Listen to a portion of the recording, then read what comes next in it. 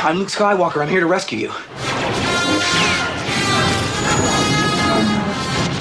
It is the most popular space adventure of all time. Exciting is hardly the word I would choose. It's one of the most groundbreaking sagas in Hollywood history. There'll be no one to stop us this time. It captured imaginations with an irresistible force. You've taken your first step into a larger world.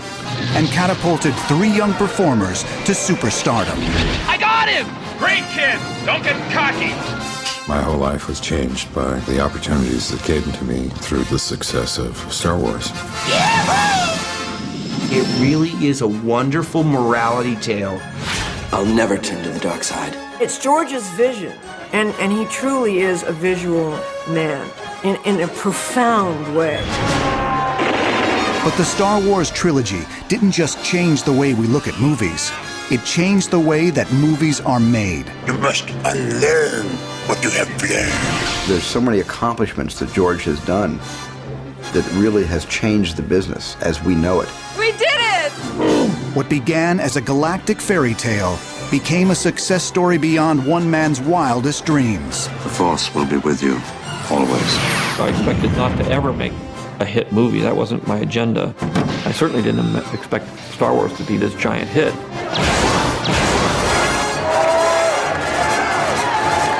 But it became such a phenomenon.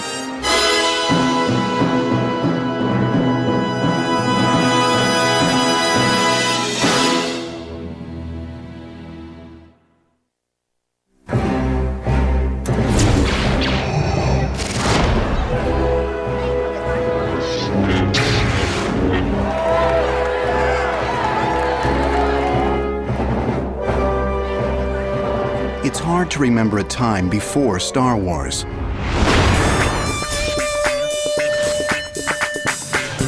The world was different then.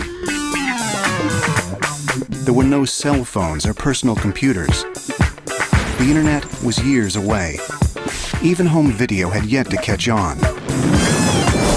The space race was over. It's one small step for man.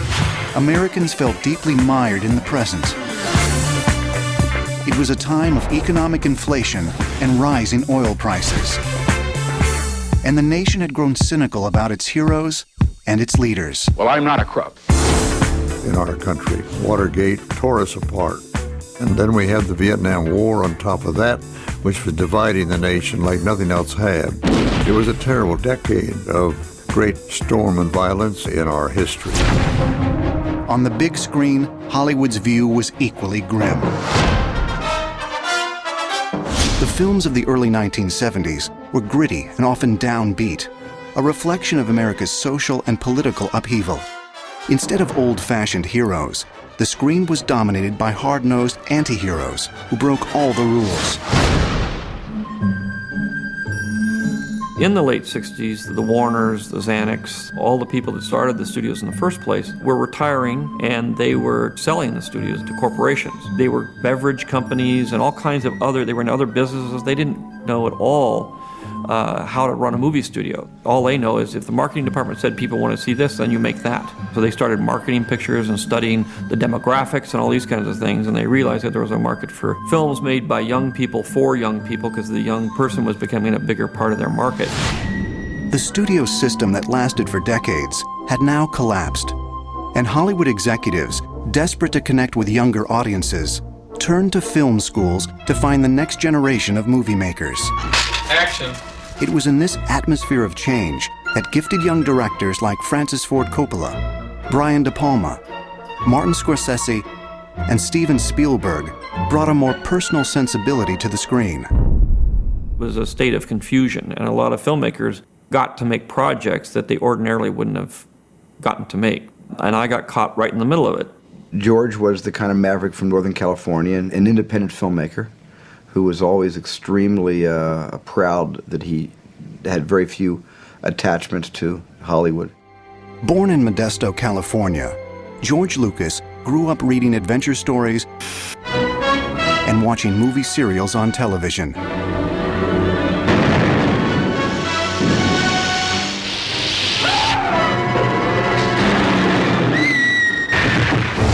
But it wasn't until college that his own dreams of filmmaking began to surface. In 1963, he left Modesto to attend film classes at the University of Southern California. I was teaching at USC, and George was in one of the seminars. We talked about some of his early attempts at filmmaking. And I'll tell you, right from the beginning, George had a unique vision. George was a guy that thought out of the box, as you can certainly see by his student film THX 1138. THX 1138-40B, this is authority. You will stop where you are. And he shot a film that was 20 minutes long. It was supposed to be 5 minutes. But he got a great deal of recognition and opened the eyes of the professors that kids could do something out of the box, beyond what the restrictions were. Lucas won acclaim for his technical skills and imagination as a storyteller. His interest in mythology and philosophy gave his work an added dimension. George's style was fantastic. Incredible. I don't care what he was doing, it just looked more personal than some of the other work. After graduating from USC, Lucas joined his friend Francis Ford Coppola in San Francisco, where in 1969, Coppola founded American Zoetrope, an independent film company. I came up with no intention of actually becoming successful, but I did have a very strong feeling about being able to be in control of my work and not having people tamper with it. In 1971, Lucas directed THX 1138, a theatrical feature based on his student film. But when Warner Brothers executives saw the finished product, they demanded Coppola return the $300,000 the studio had advanced to develop THX and other projects. The fledgling company imploded, and Lucas had to find work elsewhere. He decided to take matters into his own hands and start his own company, Lucasfilm Limited. For his first project under this new banner, Lucas chose American Graffiti, an affectionate look at teenage cruising in the early 1960s. I'm a ready Teddy. Well, get bent, turkey. Produced by Universal Studios, it was loosely based on his own experiences as a car enthusiast growing up in Modesto. I had gone from being extremely experimental and hard-edged, and then really taking up a challenge that Francis gave me. I bet you can't do just a silly comedy, you know, kind of warm and fuzzy comedy. So, okay, I'll try that.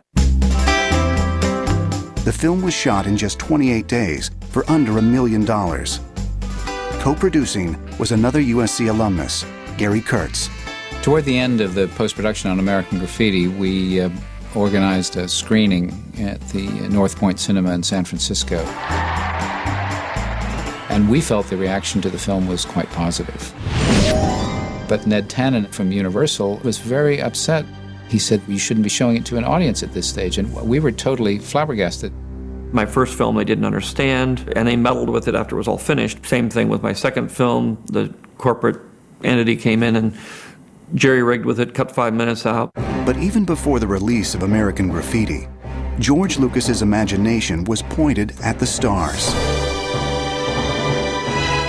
All during this time, he was talking about the fact that he would like to do a Flash Gordon kind of 1930s space opera, and he started working on that in earnest. And people said, well, all things to pick. Why in the world would you do that? I said, well, you know, it's fun to make films for young people. It's a chance to sort of make an impression on them. I want to do this.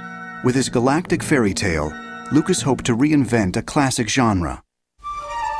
Among his influences were the writings of scholar and educator Joseph Campbell, in which he explored the origins of myth and world religions. When Lucas was writing the script of Star Wars, he was heavily interested in Joseph Campbell. What Joseph Campbell was interested in was to see the connections between myths, the myths of different cultures, to try to find out what were the threads that tied all these very disparate cultures together. I did research to try to distill everything down into motifs that would be universal. I attribute most of the success to the psychological underpinnings, which had been around for thousands of years, and the people still react the same way to the stories as they always have. George is nothing if not a good reporter, And when he sets out to do his work, he starts reporting from the best sources he can gather. He brought Campbell into the process of looking at his work on Star Wars and saying, is this right? Am I getting it down? Is this the right emphasis? Is this the right character? Joseph Campbell said to me, the best student he ever had was George Lucas. Like such epics as The Odyssey, Beowulf, and The Legend of King Arthur, Star Wars drew from a shared pool of mythic archetypes. You have the youth who's on the adventure that you can identify with. You have the swashbuckler, and you have the damsel. She may not sort of have the reactions that are conventional, however, she is in distress. And you have the wise old man who you go and you find him, and you have the funnier characters. I mean, it really adheres strictly to that form. It's the traditional ritualistic coming-of-age story. And when I went into the mythological side of what I wanted to do, that's a key factor with heroes. By the summer of 1973, George Lucas had created a treatment that he felt was ready to shop around. Whether anyone would be interested, that was another story.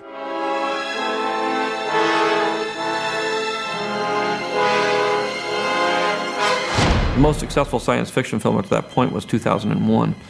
And successful then was that it made about $24 million or something like that.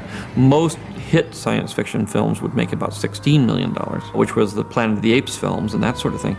But most science fiction films would make under $10 million. I mean, there's no reason to think that it would do any different. Star Wars was more space fantasy than science fiction, but its galactic setting made it a tough sell in 1973. When I was pitching the film, all I had was like a 14-page story treatment. It was very vague. Said it's kind of a 1930s action-adventure Saturday afternoon serial based on the kind of Flash Gordon, Buck Rogers kind of comic book future. And that's about all they knew about it. In the 70s, science fiction seemed to be all about apocalyptic societies and death and destruction. Not very inspiring, so we were fighting an uphill battle with the science fiction project. George Lucas brought Star Wars to Universal and United Artists. Both studios passed on the project, but the ambitious young filmmaker was secretly relieved. The last thing he wanted was to hand his dream project to the wrong people. He didn't care for the studio system. He used it because there was no other way of doing what he needed to do. Undaunted, Lucas presented Star Wars to Alan Ladd Jr., the new head of creative affairs at 20th Century Fox. Ladd, a former producer, was able to recognize potential in the filmmaker, if not necessarily the film. We had a meeting, and George said, well, I've been thinking about this thing called Star Wars, and told me about it. And I said, that sounds terrific. I mean, the technology part of the whole thing was completely over my head, but I just believed in him and his genius. I sort of recognized off of American Graffiti that he really was a genius, so I just flew with it. He understood what talent was. He respected talent, and he was able to say, I think this guy's talented. I think we're going to invest in him. So Alan Ladd Jr. invested in me. He did not invest in the movie, and it paid off. In 1973, Ladd's investment in George Lucas proved justified. American Graffiti was finally released to rave reviews and became the third highest grossing picture of the year. It went on to earn more than $100 million worldwide. American Graffiti showed a very human center and a huge heart that George has always had, by the way. And I think that surprised a lot of people. With a preliminary deal for Star Wars in place, Lucas began writing his screenplay in 1974. It proved more ambitious than he had first imagined. The filmmaker was able to distill his idea down to its essence, an epic battle between a heroic rebel alliance and an evil galactic empire.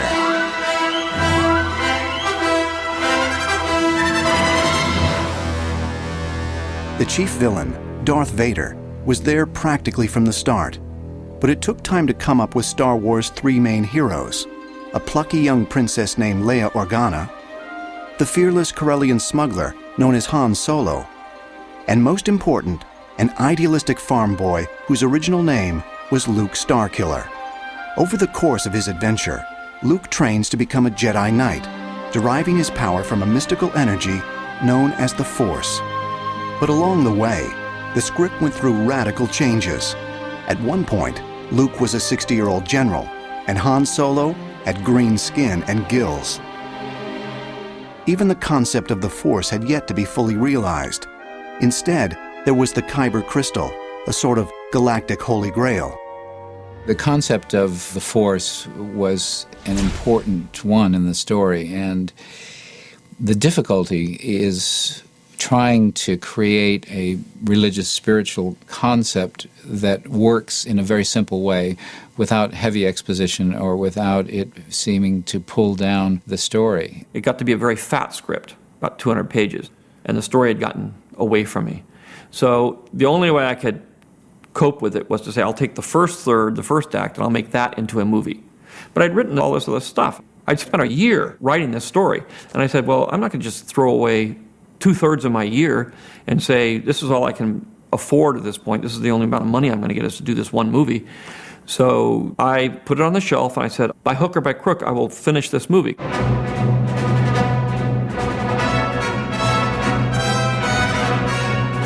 But Star Wars wouldn't be cheap. To get the Fox Board of Directors to approve the necessary budget, Lucas needed something dramatic. He hired Ralph McQuarrie, a conceptual design artist who had worked for Boeing. I'd seen some of his paintings, and I thought he was really brilliant. I had said, look, I want you to do some paintings of these scenes that I've done so that the studio can get a picture of what it is I'm talking about. When I turned in the script, I had about 5 or 6 drawings that I turned in with it also to say, this is what it's going to look like. He had a concept for a big, spectacular visual, and it didn't come across in the script. So I tried to give it scale, juxtaposing the tiny little figures with the great, spectacular backgrounds. George would say, don't worry about how we're going to do it. We just want to see an impression of what the scenes would look like on the screen.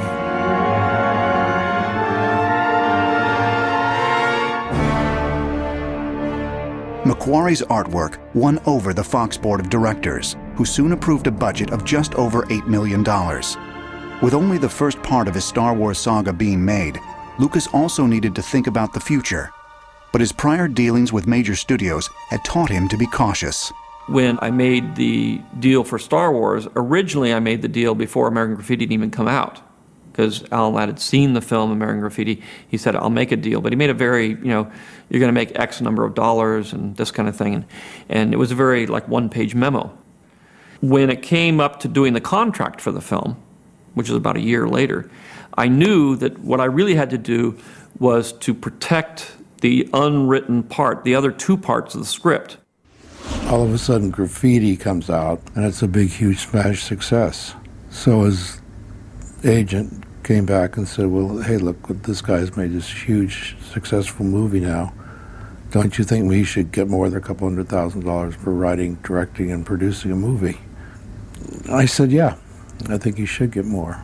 I was very careful to say, I don't want more money, I don't want more points, I don't want anything financial, but I do want the right to make these sequels. I was working on the assumption, as every filmmaker works on, which is the film will be a disaster, and that it won't be promoted and it'll just die a horrible death. And it'll be very hard to get these next 2 movies made. George said, like a big slice of the merchandising. Up until that time, merchandising had been relatively unknown. When I took over the licensing, I simply said, I'm going to be able to make T-shirts, I'm going to be able to make posters, and I'm going to be able to sell this movie, even though the studio won't. So I managed to get control of pretty much everything that was left over that the studio didn't really care about. George was enormously far-sighted, and the studio wasn't, because they didn't know that the world was changing. George did know the world was changing. I mean, he changed it. With his Star Wars contract completed, George Lucas now needed a rebel force up to the challenge of production. In the summer of 1975, he founded the visual effects company Industrial Light and Magic. There was no special effects companies in those days, and the studio's special effects department had been disbanded. Part of that was because of the expense, and part of it was that the American taste, the culture had gone toward very realistic-looking films. We approached the visual effects as a grand experiment, saying, can we do this with a lot of people who work on architectural models and in commercials and have never made feature films before? We were kind of like a weird kind of fraternity of robotic photography nuts or something like that. I mean, this was a big movie for Fox. We were doing commercials. We all dreamed about doing a feature, and this was like the dream come true. So Star Wars came along just the perfect time for us. We moved into a big empty warehouse in Van Nuys, right near the Van Nuys airport, and basically started from scratch. I mean, it was empty. In the early days, you used to park your car inside. There was no camera equipment, no rooms to speak of. Supervising at ILM was John Dykstra, an effects cameraman who had worked under Douglas Trumbull on films like Silent Running. I was essentially to be responsible for doing the visual effects for the film. We took the concept of motion control, which is essentially an old concept of being able to duplicate camera motion through more than one pass so that you can generate multiple elements of film, and we made it production savvy by tying it into a computer, which was at that point custom-built microprocessors. There were no PCs. You didn't go down buying a PC. We built them from scratch. At the same time the camera system was being built, another team began constructing model spaceships. I was one of the early hires. They had a small art department, and there were some concept models made out of cardboard and model kit pieces. There were some storyboards and some concept illustrations that Joe Johnson had done. There were some paintings that Ralph McQuarrie had done. Everything came either from my sketches or Ralph's paintings and drawings and any input that George might have, you know. There wasn't a lot of outside influences on Star Wars.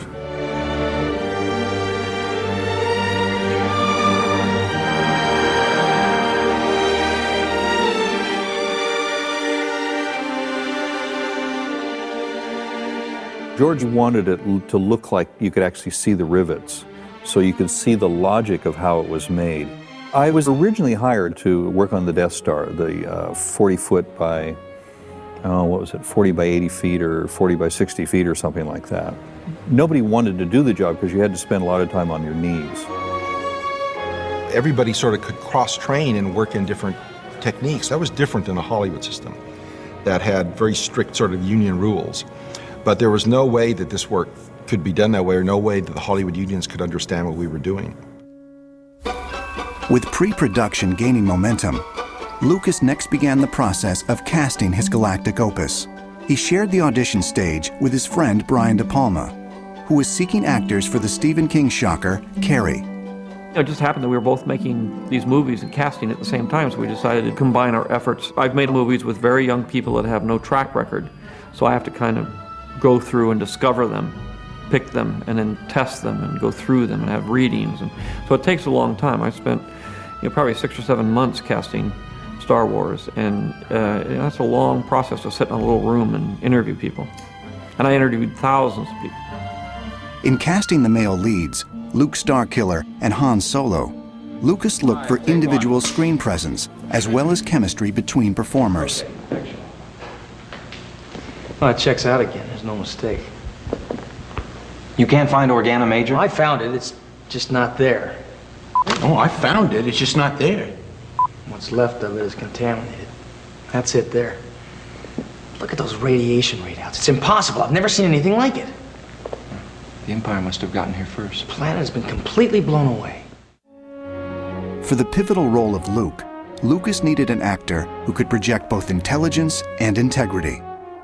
Yeah, well, she's part of the royal family. They won't get anything out of her. She knows the power of mind control. She's part of the royal family. They won't get any information from her. She knows the art of mind control.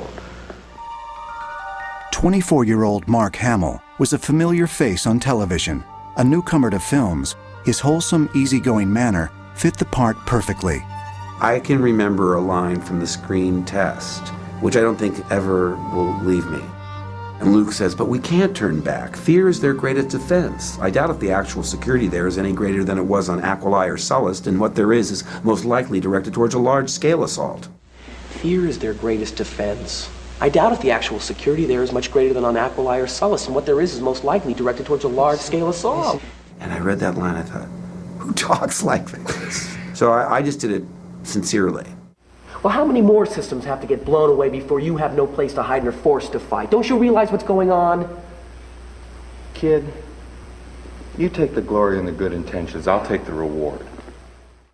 The role of Han Solo needed someone older, with a more cynical edge. What's that little droid carrying that's so blasted important? What's the little droid carrying that's so important? Harrison Ford had worked with Lucas on American Graffiti, but because the director initially only wanted new faces, he was not allowed to audition. Wait a sec, do I have to sit up to get in the right? Instead, he was brought in to feed lines to the other actors. I was given sides and asked if I would help read the other actors. It became my task to explain to the other actors who were coming along just what it was that these sides were meant to be about. They're gonna follow us, they'll destroy your hidden bases, they'll destroy the whole system. Right, I know they'll follow, and they'll bring the Death Star too. Lucas may have been reluctant to use Ford at first, but the actor won him over by giving Han a mix of mercenary swagger and world weariness. All right. Well, what was so clear was what the idea was of the character relationships. Mark was the callow youth, and I was the smartass, and we each had a clear section of turf to explore. The planet's totally blown away. It would have taken 1,000 ships with more firepower than I've ever seen to do that. If the Empire had a new weapon that could do this, I'd know about it. I'd have heard something. Well, you know about it now. The enemy's on the move. We haven't much time. Well, I brought you here. Now what? We've got to find the rebels. What we're carrying belongs to them. Their bases are very well hidden, son. All the power of the Empire can't find them. You know where they are? No, not anymore. Well, I'm not going to take you on an impossible chase across the galaxy. Virtually every young actress in Hollywood tried out for the part of Princess Leia. Although the character was the same age as Luke, as a leader of the rebellion, Leia needed to project a confidence beyond her years. The plans and specifications to a battle station with enough firepower to destroy an entire system. Our only hope in destroying it is to find its weakness, which we will determine from the data I stored in R2. Now, our only hope in destroying it is to find its weakness, which we'll do from the data I stored in R2. Okay, now we captured the plans in a raid on the Imperial shipyards, but we fell under attack before I could get the data to safety, so I hid it in R2 and sent him off. When R2 has been safely delivered to my forces, you get your reward. What? You have my guarantee. What's the little droid carrying that's so blasted important? The plans and specifications to a battle station with enough firepower to destroy an entire system. One actress in particular seemed tailor-made to play a princess. As the daughter of actress Debbie Reynolds and singer Eddie Fisher, Carrie Fisher was the product of Hollywood royalty. She had no trouble conveying the self-assurance needed for Leia Organa. I met with Brian De Palma and George, and Brian did all the talking, because George didn't talk then. There were incredible actresses that were my age that were being considered for this role, so I didn't think I would get it. But our only hope is to destroy it before it destroys us. Look, hiding is useless now. With the Death Star, they'll continue to go on destroying systems until they found us. We have no alternative but to process the information and use it while there's still time. I got it with the proviso that I went to a fat farm and that I lose 10 pounds. And that I think they were hoping it was going to come out 5 here and 5 here.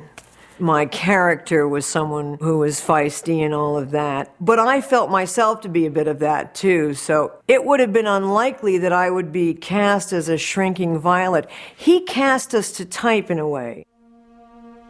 Lucas's decision to hire unknowns went against the advice of his friend Francis Ford Coppola, who had cast The Godfather with stage and screen stars. 20th Century Fox was also concerned about Lucas's choice of actors. He came in and said, these are the 3 unknown people that I want to go with. And I figured we've gone down this far on the road, he knows what he's doing. I'd be lying if I said that, oh my God, Harrison's perfect, and Carrey's perfect, and Mark is fantastic. No, I was very nervous about the cast. For the important role of aged Jedi Master Obi-Wan Kenobi, Lucas recognized that he needed an established star. Sir Alec Guinness was a veteran of over 40 films and had won an Oscar in 1958 for his performance in The Bridge on the River Kwai. The knighted actor had the pedigree and the persona.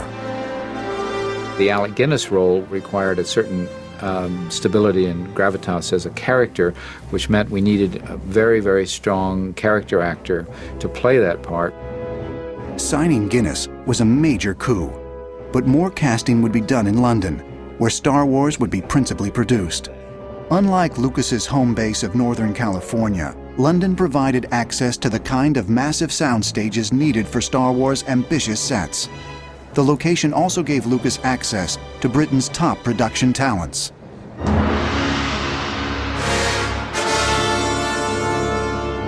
The character of Darth Vader demanded someone of commanding physical stature. To fill Vader's boots, Lucas cast champion bodybuilder David Prowse, whose resume included roles like Frankenstein's creature in Hammer's popular horror movies. As Vader's evil accomplice, Governor Tarkin, another Hammer alumnus was cast, 63-year-old Peter Cushing.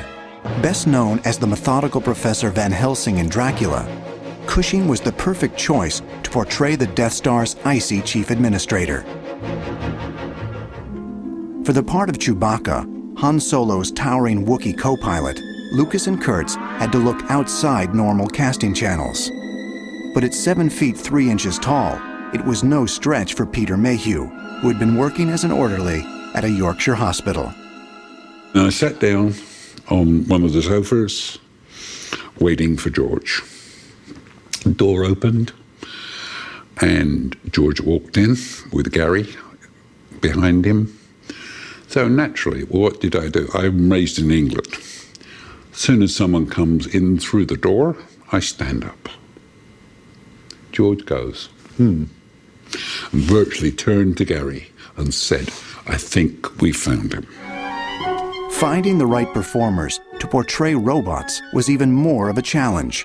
Production designers had constructed an assortment of robots and androids to populate the Star Wars universe.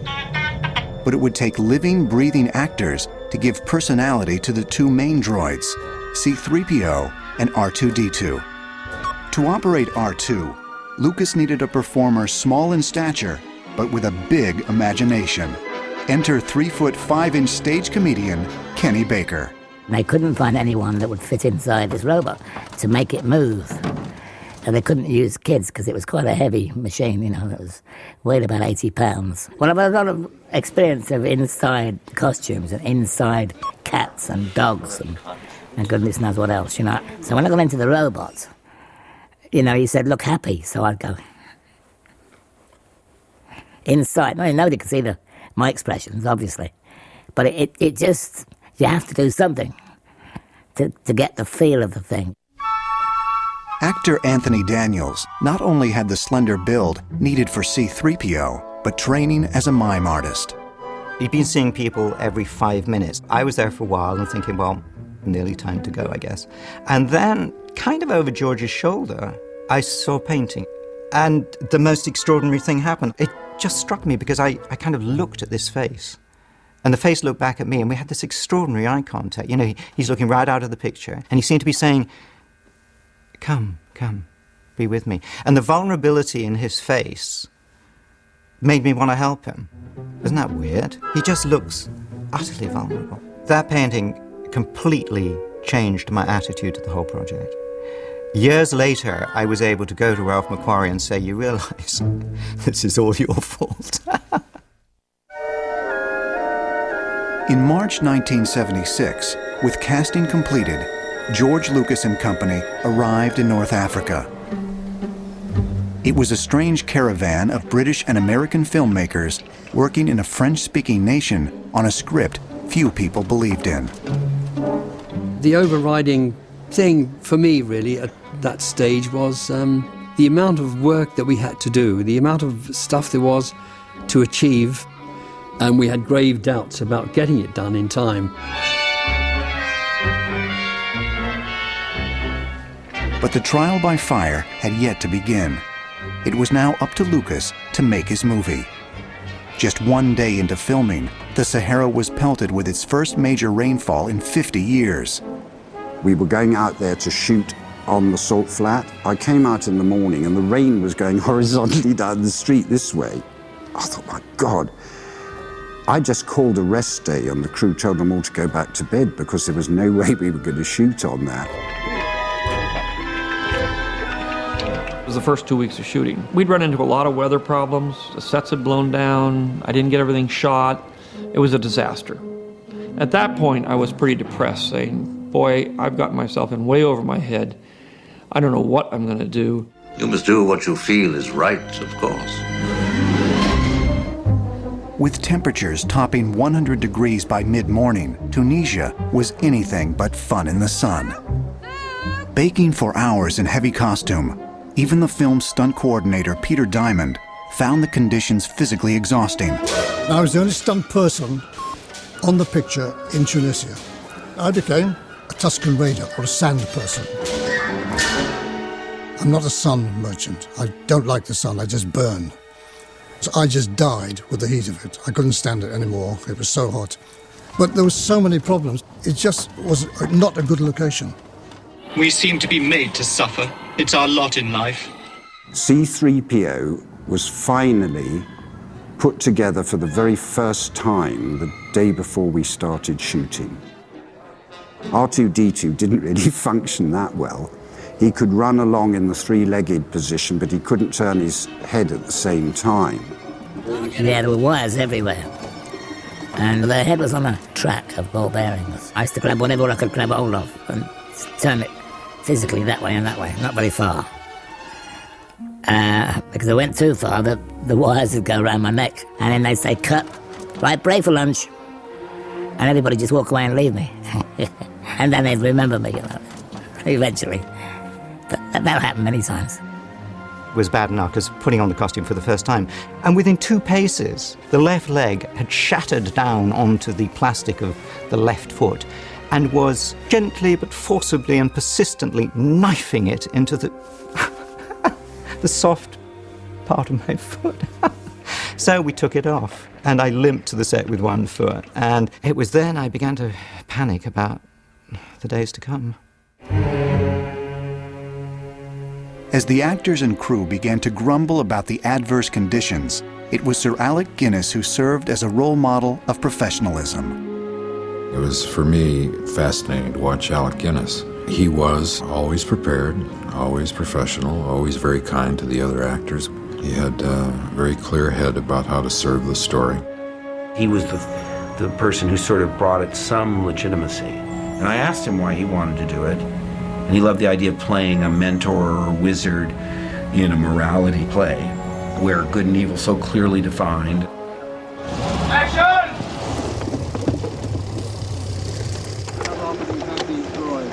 3 or 4 seasons? They're up for sale if you want them. Let me see your identification. You don't need to see his identification. I don't need to see your identification. These aren't the droids you're looking for. These aren't the droids we're looking for. He can go about his business. You can go about your business. Move along. Lucas, meanwhile, was up to his neck in malfunctioning props, electronic breakdowns, and other production woes. Star Wars was already struggling to stay on schedule. The only silver lining was that after Tunisia, the production would be moving to a more controlled environment, Elstree Studios outside London. The stages at Elstree were among the largest in the world, and the sets, now finished after months of construction, were just as impressive. And for the first time, the entire Star Wars cast was together. That was almost like a whole separate movie. It was like getting a whole fresh start, and it was all new, really. We were all very different ages.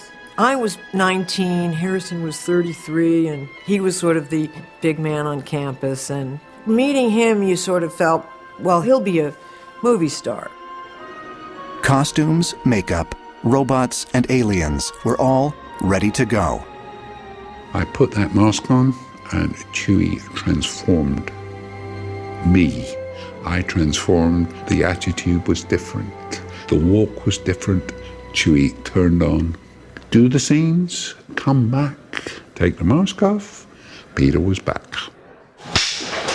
Action. That old man's mad. You said it, Chewie.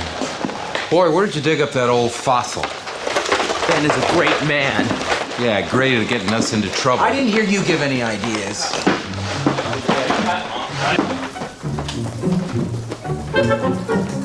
But working at Elstree Studios didn't mean the production was free from problems or strict British Union regulations. At 5:30, we had to stop unless we were in the middle of a shot. I could ask the crew for an extra 15 minutes, but they always voted me down. I'm not putting down the British crew, but there was kind of attitude like, what is this? It didn't help that most of the crew thought Star Wars was just a children's film. At times, even the actors were hard-pressed to take the work seriously. Didn't think it was going to be any good. At least I didn't. I thought, this is a bit strange. And I can remember this lighting man. He said, what is all this about? He said, I can't, it's a load of rubbish, you know. And we all thought it the same at the time. Thought, yeah, this is a bit strange. There's a princess with her hair and weird buns on the side and a giant in a monkey suit or something. I mean, it was weird. It was very, very weird. No more adventures. I'm not getting involved. Don't you call me a mindless philosopher. You have laid a lot of grease. Bang! I'm going to regret this. It was tough dialogue to say. So I think I got, Governor Tarkin, I thought I recognized your foul stench, which, you know, I don't know about you, but I'm always talking like that. Governor Tarkin, I should have expected to find you holding Vader's leash. I recognized your foul stench when I was brought on board. Charming to the last. We used to say you can type this stuff, but you can't say it. George didn't really like being in London, I suppose, is the best way to say it. He doesn't like being away from home. He's not the most gregarious person in the world. He had some clashes with the cameraman. Gil Taylor was a very old-school cameraman, very crotchety. George, coming out of low-budget filmmaking, was used to doing a lot of things himself. So George would say things like, well, put a light here, and Gil took offense at that kind of thing. He says, that's not your job, son. You tell me what you want to see, and I'll do it the way I think is best to create what you want to see. It was a clash of style of working. Set 327, take 4. We're coming up on Alderaan. You know, I did feel something. I could almost see the remote. That's good. You've taken your first step into a larger world. Lucas also became frustrated that the costumes, sets, and other production elements weren't living up to his vision for Star Wars. The compromises required, due to the film's budget, plagued him on an almost daily basis. What was disappointing would be the cantina sequence. It was really imaginatively described. And then you go in there, and it looks like the Nutcracker Suite. You know, there's a frog guy and a mouse girl and a giant cricket at the bar. It was really disappointing. But, you know, George says, don't worry, we're going to fix all of this. We didn't see anything of what was ended up on the screen. So, you know, when they blew my planet up, I was looking at a guy going like this against a board with a circle on it. I mean, it was funny. Proceed with the operation. You may fire when ready. What? Dantooine is too remote to make an effective demonstration. We will deal with your rebel friends soon enough. No. Bang!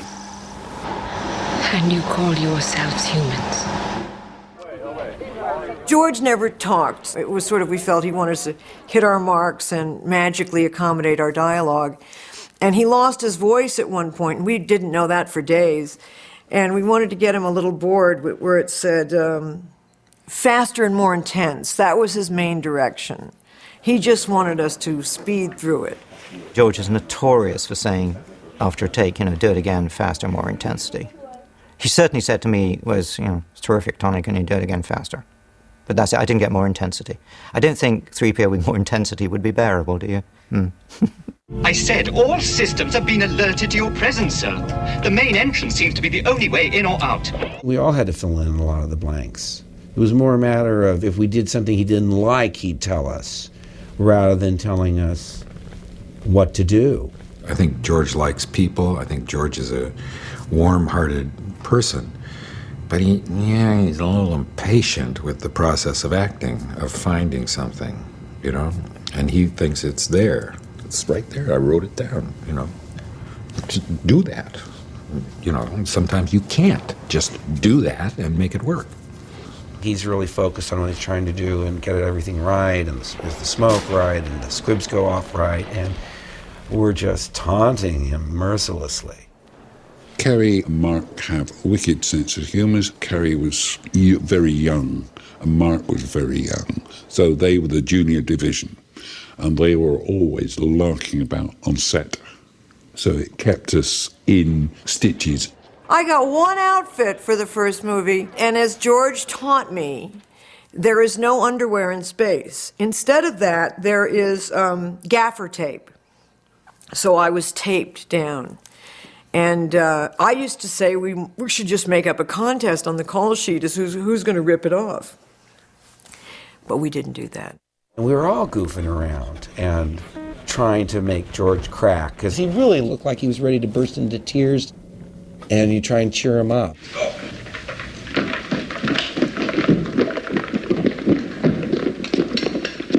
Okay, cut it. And.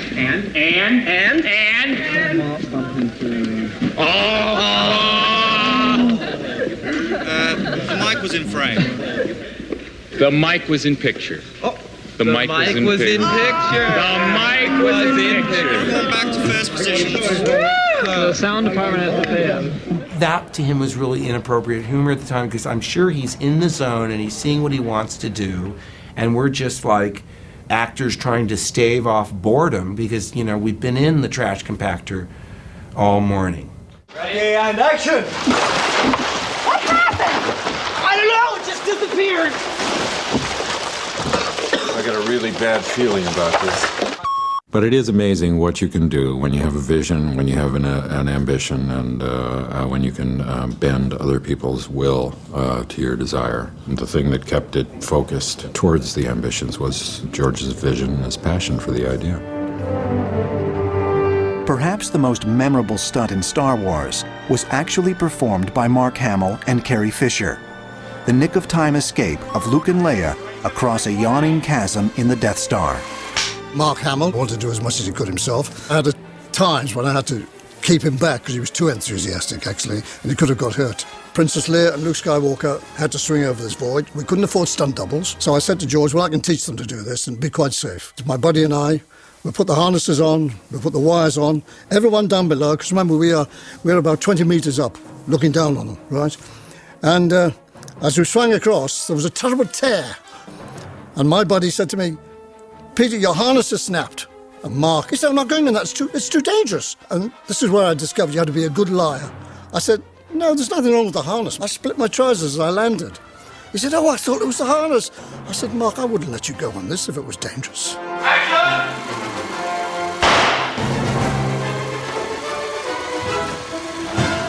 They did it, as you know, in one take, and that's how we got it. Good luck.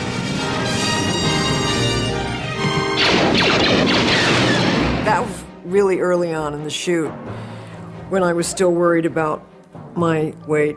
And I thought that we were going to miss, and I'd hit the wall, and they will say, still too tubby. Let's bring in Jodie Foster. Another of Peter Diamond's tasks was choreographing the dramatic lightsaber battle between Darth Vader and Obi-Wan Kenobi. You can't win, Darth. If my blade should find its mark, you will cease to exist. And I warn you, if you strike me down, I shall become more powerful than you can possibly imagine. George, he wanted a broadsword type of fight with a touch of Japanese behind it. But instead of becoming samurai moves with one hand, I kept it with two hands. So all the moves were two hands, completely like that. The first swords were bits of wood with front projection material wrapped around them. Now, the hardest thing for me on the first fights, Darth Vader was a very heavy man. Obi-Wan Kenobi was a gentleman, right, who had done some fencing in the theatre. I had to teach them, if that was the sword, to stop before they touched, because the blades were breaking. We broke so many blades, they just kept snapping.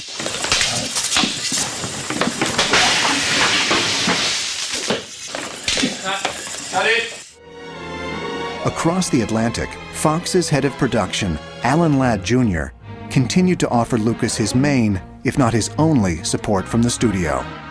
Well, there was a lot of problems, yes. I mean, every board meeting I attended, the subject was always about Star Wars. Well, it costs are rising, it's this, it's that. Look, we've read drafts of scripts that make no sense to us in any way, shape, or form, and it was rather unpleasant. The things that stick in my mind that made me laugh were like memos worried about whether or not the Wookiee should have pants. They're looking at this thing and saying, couldn't he have some lederhosen? And I thought, isn't this great, Of all the things to worry about, the Wookiee has no pants. I think we were like 2 weeks over schedule. At that point, the board of directors at Fox started to panic and tell Alan Ladd Jr. that he had to shut that film down regardless. And so he came to me and said, look, you've got to finish in the next week because I got another board meeting and I can't go in there and say we're still shooting. I kept going on the phone to their production department saying, this is insane. If we put on a second crew to do this, it costs us more than going an extra week. And they said, it doesn't matter. The studio's opinion is that the day deadline is more important than the money you spent. The final scenes were filmed at breakneck speed, with Lucas frantically bicycling from one soundstage to another. Well, I think George suffered a lot more than I was aware of at the time, but I was very focused on what I was doing because this was a very busy movie. It was just non-stop, dawn to dusk. We did go over at the end, and we split into 3 units right at the end, and Gary directed the second unit, and I had the distinction of directing the 3rd unit of Star Wars. My shots were things like close-up of R2-D2's 3rd foot going down. Nothing too dramatic, but that's how we finished it. Come on. I'm up. Hope that old man got the tractor beam out of commission or this is going to be a real short trip. Okay, hit it! Fox originally slated Star Wars for a Christmas release in 1976. But the difficult shoot had put the film severely behind schedule. Can we just leave this party? Give us a growl. I ran into some old friends. Is the ship all right? Seems okay, if we can get to it. I just hope the old man got the tractor beam out of commission. Look. Now's the chance. Go! With barely 6 months to go, there was almost no chance of delivering the project on time. I just finished shooting the movie and I was exhausted, basically, but I had to go right from the shooting into the finishing without a break. Already anxious about meeting his deadline, Lucas was shocked when he saw the first assembly of his edited film that spring. Sir, the Greuters are losing power! All right. I'll get it. The first cut of Star Wars was an unmitigated disaster. How's that? Yes, that's much better. I'd started to see things cut together. I wasn't happy with it. I come in on weekends and I recut the film on my own. Okay. And I tried to get the editor to cut it my way, and he didn't really want to, and so I had to let the editor go. So I had no editor. I was behind schedule. I had to race to finish the movie. 177, take 2. Lucas realized his only hope was to start from scratch. And I am C-3PO, human cyborg relations. And this is my counterpart, R2-D2. Oh, hello. To recut the movie, he hired Paul Hirsch and Richard Chew. And for several months, he was able to borrow his wife, Marcia, who was editing New York, New York with Martin Scorsese. 250, take 7. Action. You must do what you feel is right, of course.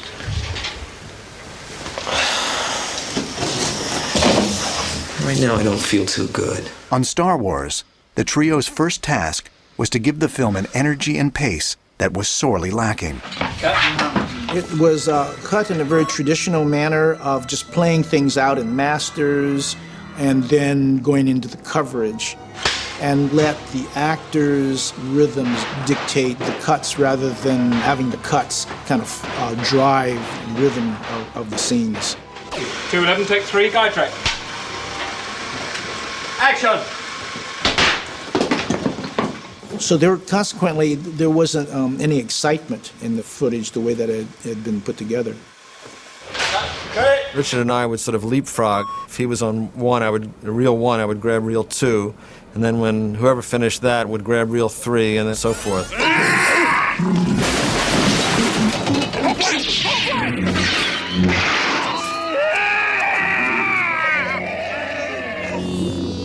We used shots up until the very last frame. Can I take another one? Very often, the very next frame would be the flash of the camera stop. For instance, there's a shot of one of the sand people. He knocks Luke down, and then he holds his weapon up over his head, and he just did it once, and we rocked it back and forth, so he did it a number of times.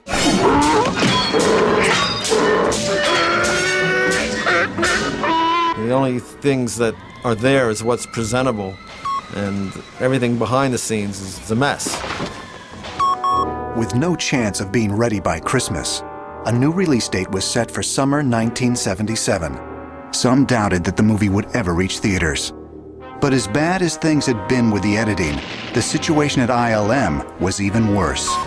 The company was trying to create effects that had never been done before. They knew what they wanted to accomplish, but they had yet to create anything usable for the film. They had spent half their budget, and ultimately I had about 4 shots, none of which I would accept. They were just not good. That was pretty much of a low point. I had no special effects, and I didn't even know whether we were going to get the ships to work. So it was a pretty desperate time, and we'd spent half the budget, building the motion control cameras and setting the shop up, and it was a disaster, to say the least.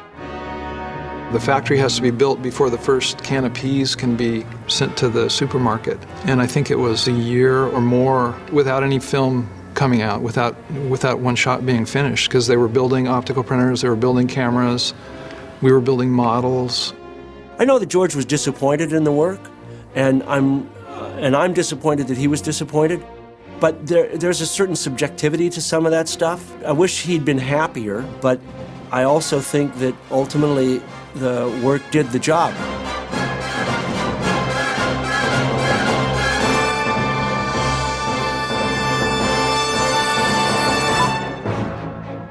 When word of the various post-production problems reached the Fox board of directors, they decided they'd had enough of George Lucas and that science movie. I just said in the one executive committee meeting where they're hauling me over the coals, they just said it's the greatest picture ever made. And that ended the conversation. They were afraid to say, well, you're stupid and you're wrong, and we want you out of this building by 5 o'clock this afternoon. So there were some tense moments there. With the dismal early cut of the film, ILM in chaos, and growing pressure from the studio, Lucas was facing almost unbearable battles on a daily basis. After an especially tense trip to ILM, Lucas felt sharp chest pains. Fearing a heart attack, the director checked into a Marin County hospital. He was diagnosed with hypertension and exhaustion and was warned to reduce his stress level. At that point, I really felt that I'd gotten myself into a real mess, and I didn't know whether I was going to get it out. Lucas doubled his efforts to save Star Wars. The situation at ILM required drastic measures. To get the film's crucial special effects back on track, Lucas had no choice but to step in personally. We put a production department in the special effects company. I went down there twice a week. There was a certain amount of resentment at first because they felt that they were being challenged a bit on how they had set it up. We felt that there was a certain quasi-hippie mentality that some of them had about the schedule. Ultimately, I guess we were known as a country club. I think I'd look to those guys that there needed to be a really strong production force in there that was going to meet some sort of quota. With hundreds of shots left to be completed, ILM would have to do a year's worth of work in just 6 months. But Lucas and Kurtz were determined to turn the situation around.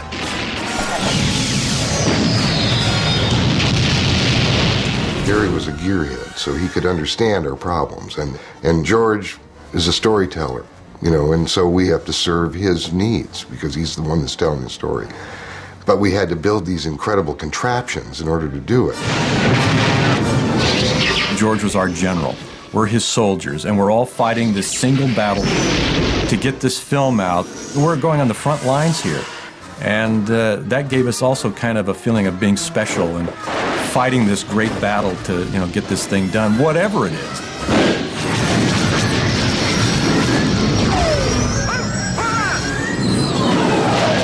To help inspire the effects team at ILM, Lucas had spliced together aerial dogfights from old war movies. That would be like the first animatic, which you do all in the computer now, of course, and we matched frame to frame and the action on that as close as we could. And it was hugely helpful. I got him! Great kid! Don't get cocky! To describe that abstract world of a battle is impossible. Storyboards don't do it as far as the pacing, the rhythms that he needed. Thanks, Wedge. That was a great thing.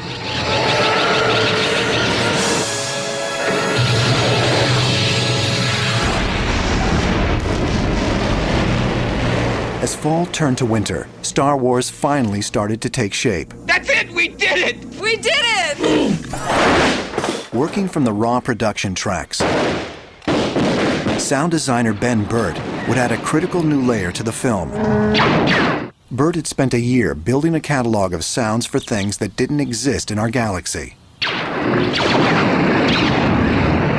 George introduced the idea of what he called an organic soundtrack. George thought that Chewbacca might be made up from recordings of dogs or maybe even bears. In addition, I recorded some lions and tigers and even some walruses. I would begin editing them together and making little phrases out of the noises. I would take the recordings and edit the best pieces. You know, the bear might make a sound that sounded angry. Or they might make a sound that was cute. Or a sound that sounded like a sentence, a wah, wah, wah kind of a sound. Well, you said it, Chewie. The voice of R2 turned out to be the most difficult problem to solve in the sound design of the first movie, because R2 had to act alongside of the other actors. And the script only said that R2 made a sound, or maybe R2 beeped. I had a small electronic synthesizer, and I did some patches with it and made up some electronic sounds. But that didn't sound alive. At one point, we talked about R2's personality, and we felt that he was developing kind of as a toddler.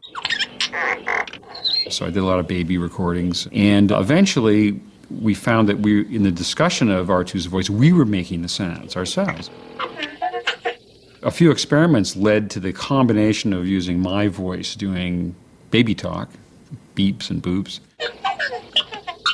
with the electronic synthesizer. So R2 is sort of 50% machine and 50% organic, coming out of, you know, the performance of a person.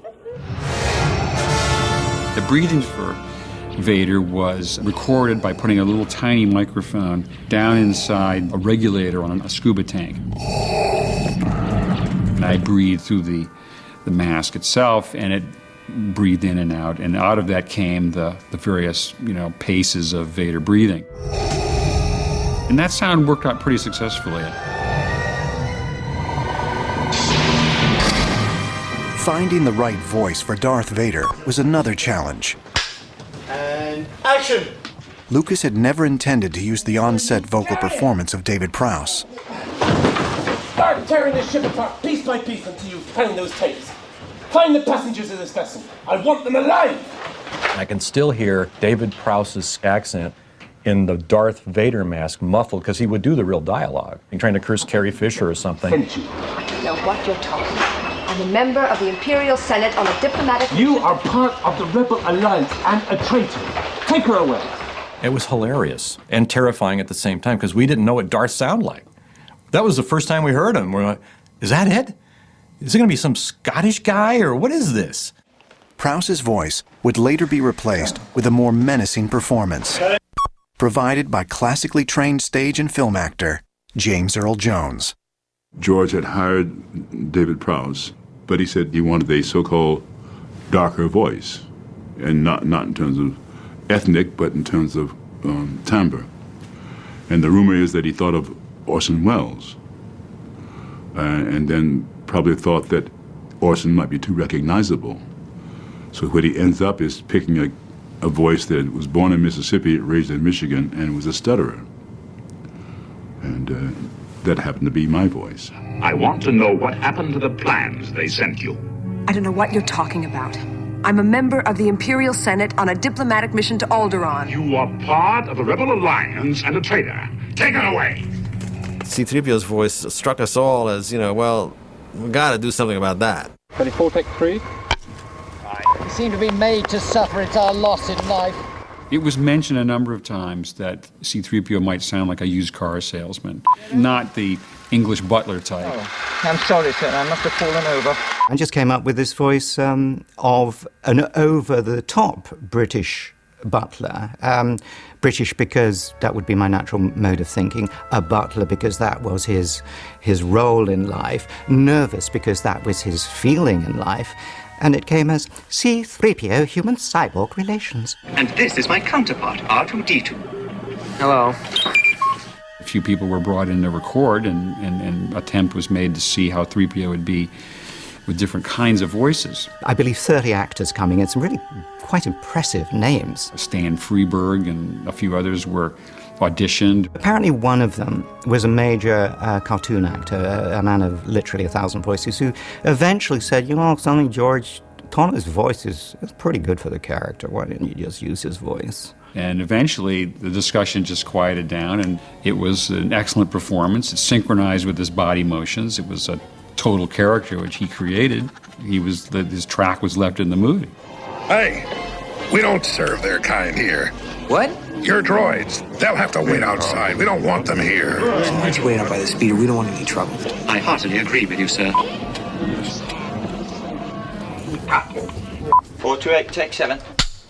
Action. Here we go, cutting the sublight engines.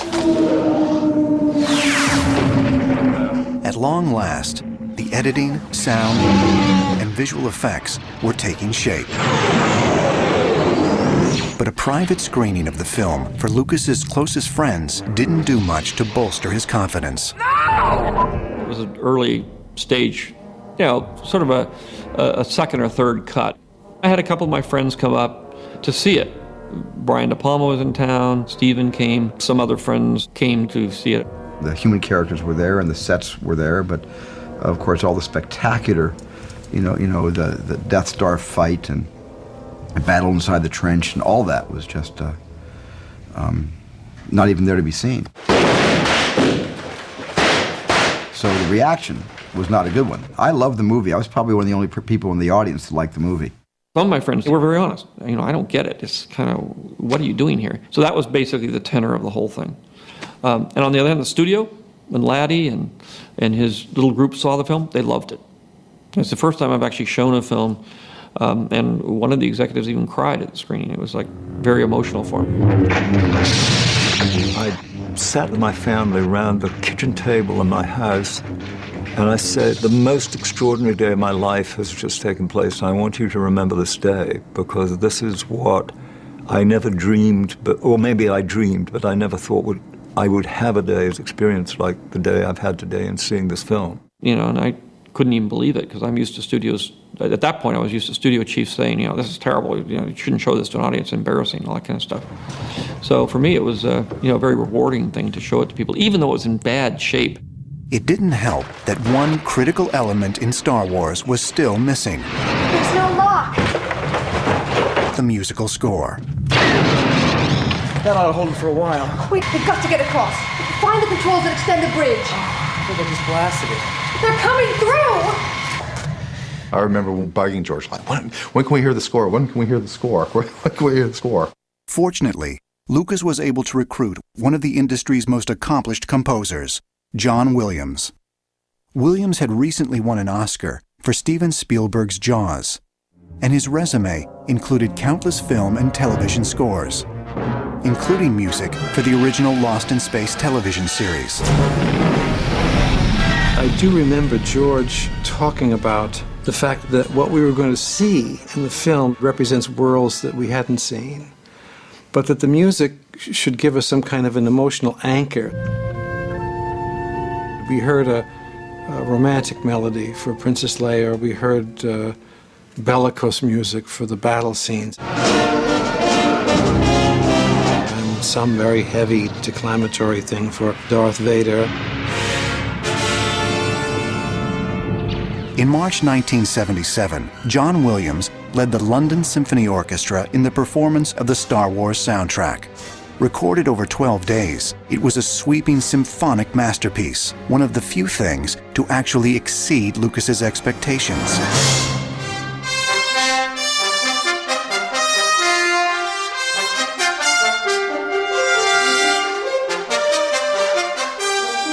To hear Johnny play the music for the first time is a thrill beyond anything I can describe.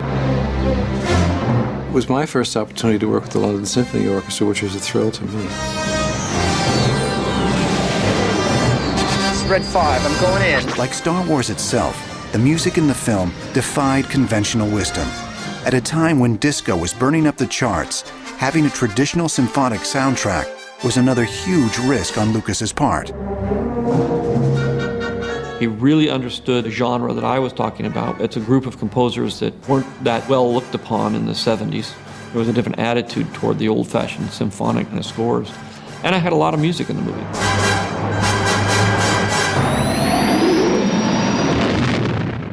Somewhere in space, this may all be happening right now.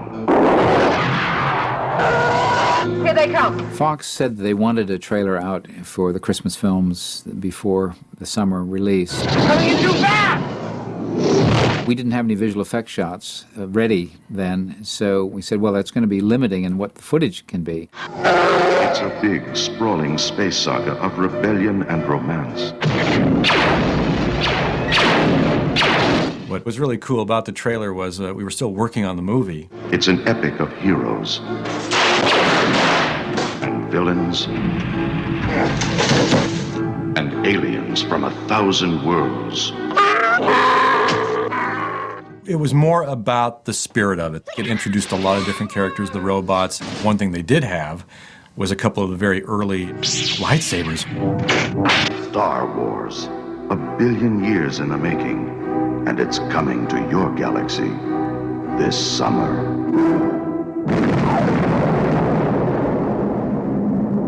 It was fun.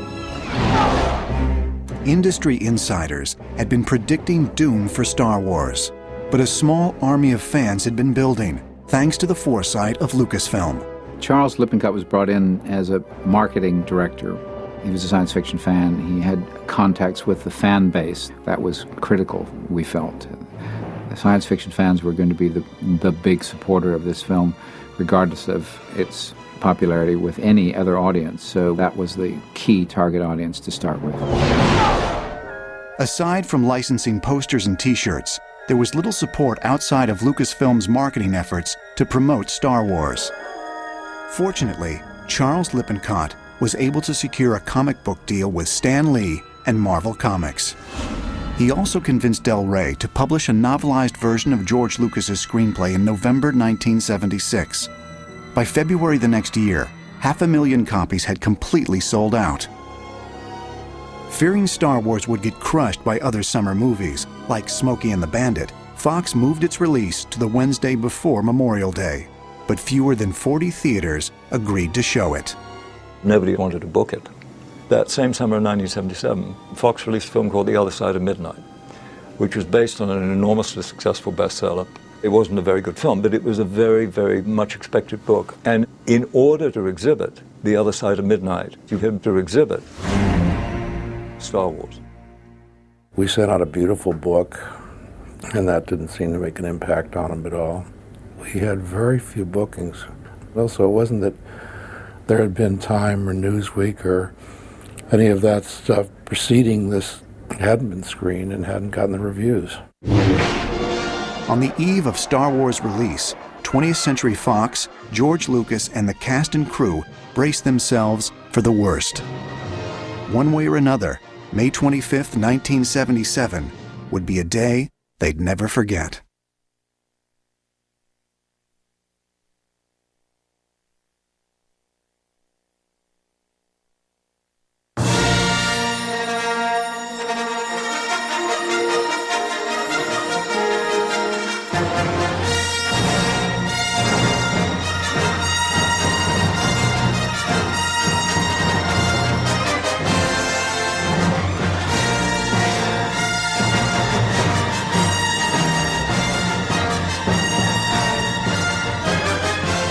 Opening shot was one of the most important shots in the movie for the visual effects, because if the audience bought that shot, you had them.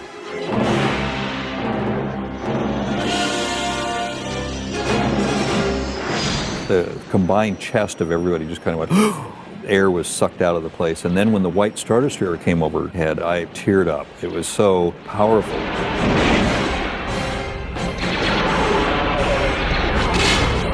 I had seen that scene, but without music, without context, it's not the same thing. We're doomed.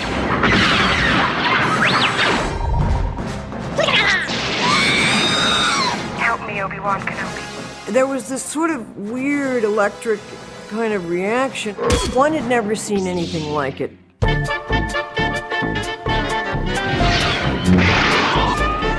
gonna make the jump to light speed. I had never experienced special effects that were so real. I was dazzled. I'm Luke Skywalker. I'm here to rescue you. This is our rescue. I loved it because I loved the story and I loved the characters. Will somebody get this big walking carpet out of my way? Good luck. I thought that it was revolutionary. This is a work of genius. The Force will be with you, always.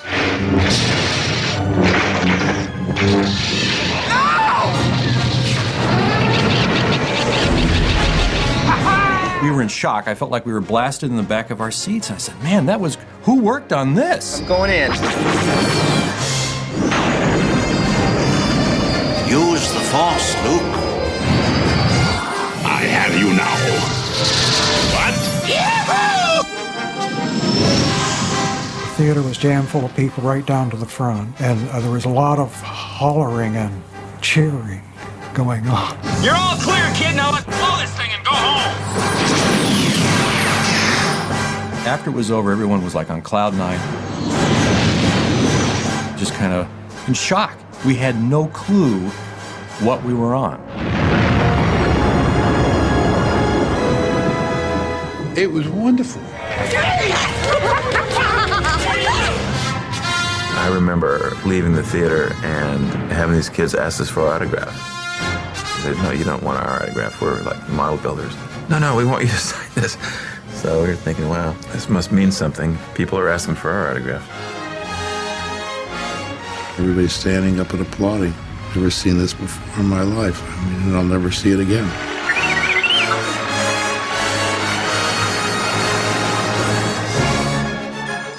We released, I think, 37 theaters initially and broke 36 house records. I was completely shocked. It got an amazing response. I used to drive by and look at the lines and think, what? I mean, it was the first sort of blockbuster. George Lucas' Star Wars lifted us out of our sort of depression of the 70s and into an awareness and a focus on space and its possible future. This movie stood by itself. Timing is everything in art. You bring out Star Wars too early and it's Buck Rogers. You bring it out too late and it doesn't fit our imagination. You bring it out just as the war in Vietnam is ending, when America feels uncertain of itself, when the old stories have died. And you bring it out at that time and suddenly it's a new game. Also, it's a lot of fun. It's a lot of fun to watch Star Wars. People started seeing the world in the terms that Star Wars had laid down. People would say, "May the Force be with you." It was a kind of code almost. It proved that you were one of the people who had seen the film and you were connecting with other people who had seen the film. Star Wars became like a kind of handshake. In the wake of Star Wars, everyone's careers were changed. Overnight, Mark Hamill, Carrie Fisher, and Harrison Ford had become household names. I felt like this. Great, terrific, now I can go to work. Now I have an opportunity to take advantage of the success of this film and go to work. And as much as life changed for us, it changed for George as well. About a month after it was released, I said, okay, it's a hit. I can now go ahead. I can make my other movies. I'm going to do this. Ironically, the independent filmmaker who wanted nothing to do with corporate Hollywood was now credited with reinvigorating it. In 3 weeks, Fox's stock price doubled to a record high.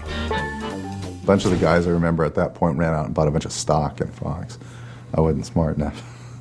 The greatest profit that 20th Century Fox had ever made in a single year was $37 million. And in whatever that year, 77, 78, whatever that year was, they made a profit of $79 million. That was Star Wars. The cultural impact of Lucas's outer space story was greater than anything even he could have imagined, not just in the United States, but around the globe. It wasn't a story of cultures, it wasn't a story of nationalities, it wasn't a story of geography. It was a story of mankind escaping his environment to a life which everybody expects to happen, but George Lucas was able to illustrate for us. This was what made it a success worldwide. The movie did spectacular business across Europe, but when Alan Ladd Jr. attended the premiere in Japan 1 year later, he feared that the silence which followed the screening indicated that Star Wars would be a flop. He was relieved when he later found out that silence was the greatest compliment a Japanese audience could give a film.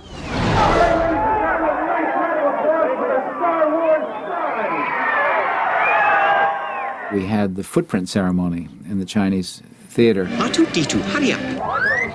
Everybody over. Thousands of people showed up. So we were sure by then that there was much more to it than just the science fiction audience. R2-D2 goes in. He made about a 7-inch impression. Very hard. And the crowd is chanting for Darth Vader. They got a Not surprisingly, Star Wars' greatest fans were children. They thrilled to the fantasy adventures of Luke Skywalker, Han Solo, and Princess Leia. And they were eager to bring the experience of the movie home with them. But little Star Wars merchandise was available for the first few months after its premiere. To help promote the movie, Lucasfilm's Charles Lippincott had tried to attract potential licensees before the film opened.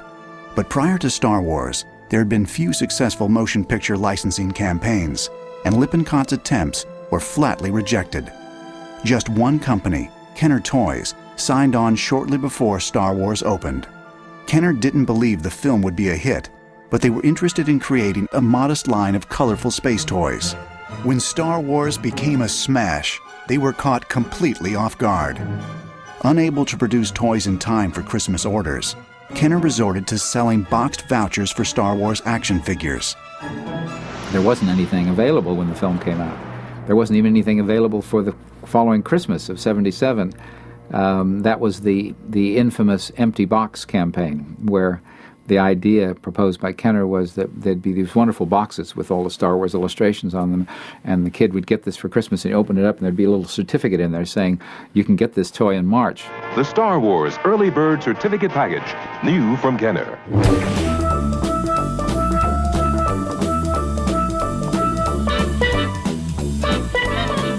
I lit up when I found out that they were going to make my face a mask on a box of cereal.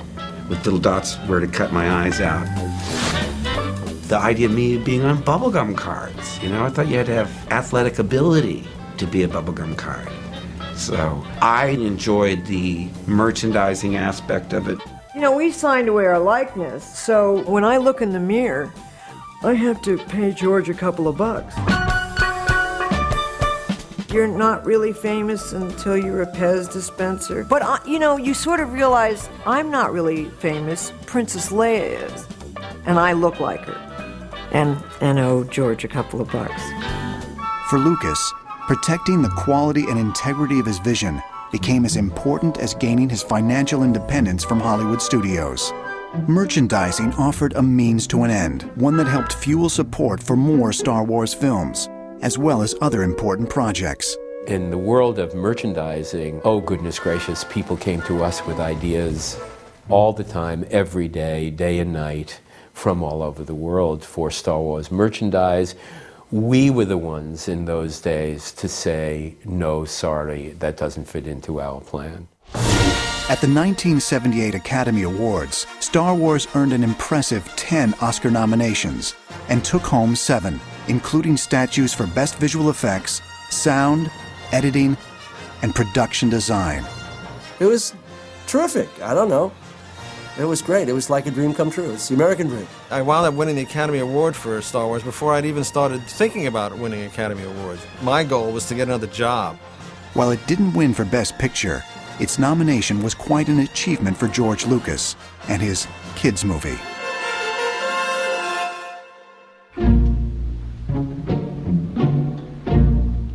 In addition to industry acclaim, Star Wars earned more money than any movie in history.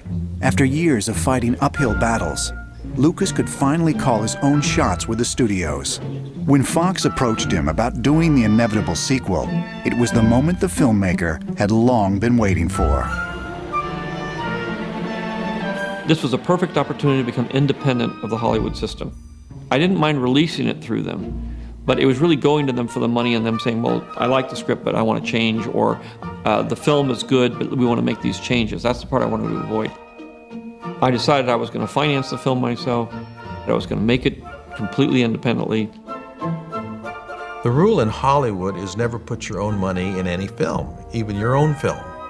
But George was self-financing The Empire Strikes Back, but he was doing it through the bank, and we were talking about close to a $30 million film at the time. But because of the huge success of the first picture and of the revenues that were still rolling in, and merchandising was very strong. It was a gamble, but a gamble that he knew would pay off. With his earnings from Star Wars, Lucas was able to secure a bank loan for The Empire Strikes Back. Empire's original budget was $25 million, more than twice that of the first film.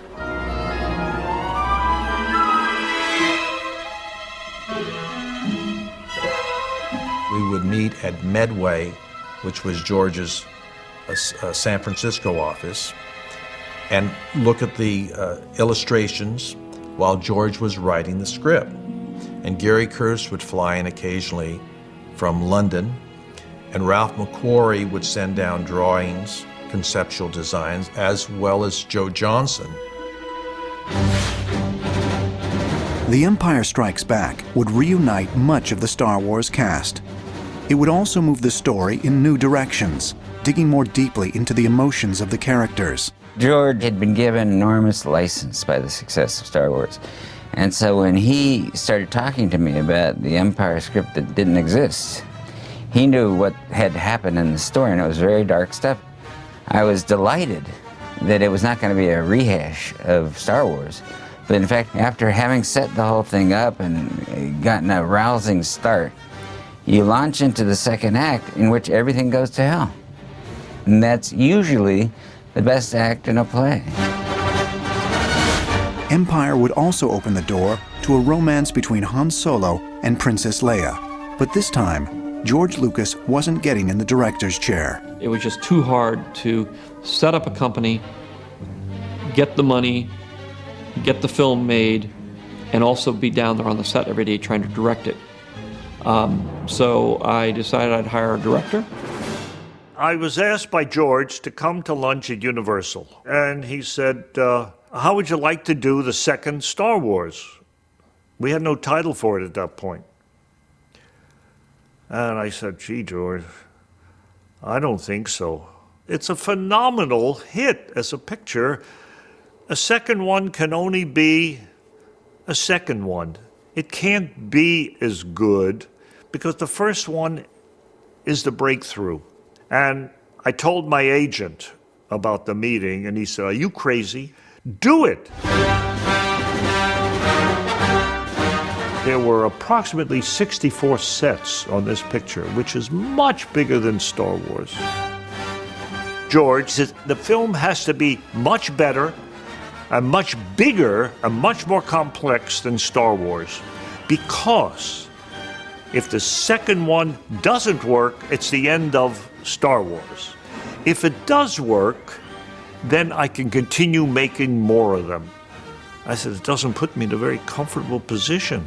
It's a hell of a responsibility.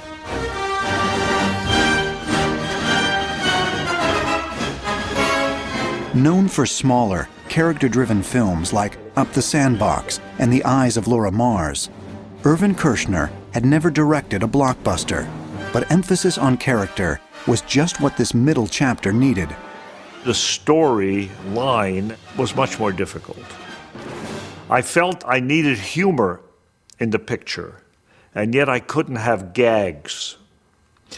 I felt I needed a love story, and yet I couldn't have a lot of smooching and kissing and all that stuff, and it had to all be more implied.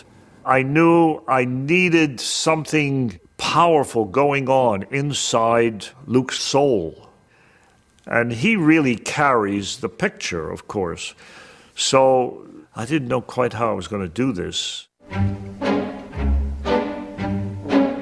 In the years since the release of the first Star Wars, now dubbed Episode IV: A New Hope, ILM had come a long way. The company was no longer a fledgling operation, struggling to get by.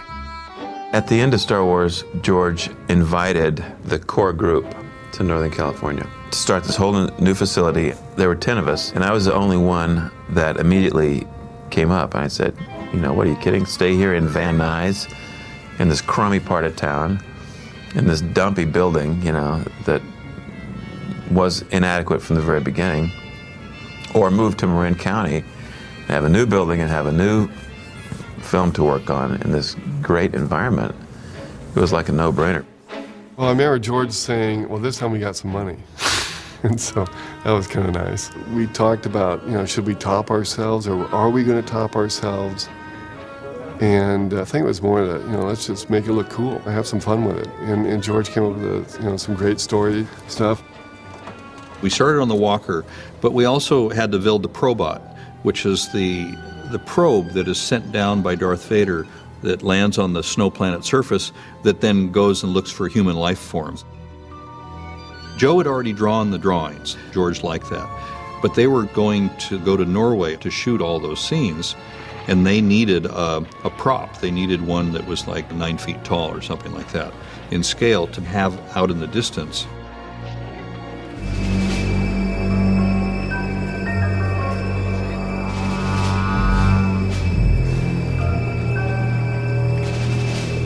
The making of Empire was a whole set of problems that we didn't anticipate. The picture was a much bigger undertaking than originally conceived. The budget was quite a bit more. Everybody who's dealt with visual effects said, never do snow because you can't maintain the color. We ignored all of those warnings and decided to shoot in the snow anyway. But it was a very time-consuming process. And again, just like in Tunisia, we were in Norway shooting on this glacier, and we had the worst winter in Scandinavia that they had had in 50 years. 20 below zero, 18 feet of snow. It was a miserable location because we will cross this frozen thing up on this glacier with these tracked vehicles to get there. We had sort of like stakes, like big twigs almost in the ground, about every 6 feet. Because if it started snowing, you get a whiteout, you can't tell where you're going, and it did one night. I drove one of the tracked vehicles, and without these, I never would have found my way back. We get to Norway, and I couldn't get out of the hotel to shoot because there was a wall of snow that was blown in that night. So we put the camera in the doorway of the hotel, going out the back door.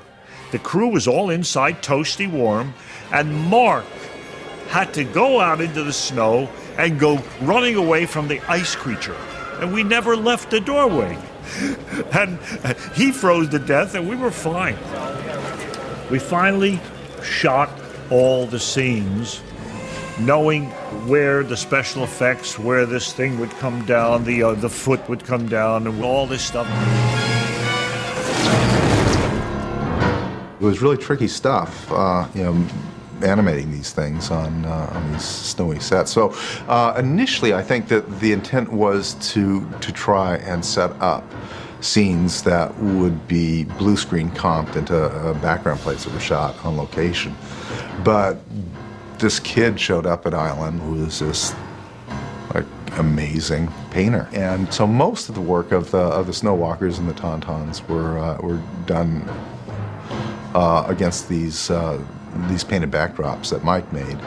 I like the snow walkers. I think that's just a great idea, and I think that the compositing got a lot better, but it was better than it was in Star Wars, and so it's a little bit more believable. The cast and crew of The Empire Strikes Back were determined to make the second installment of Star Wars worth 3 years of waiting by fans. Echo Station 5-7, we're on our way.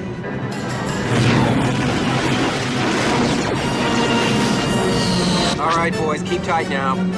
Luke, I have no approach vector. I'm not set. Steady, Dak. Attack pattern Delta. Go now. As with the first film, principal photography for The Empire Strikes Back was done at Elstree Studios in London.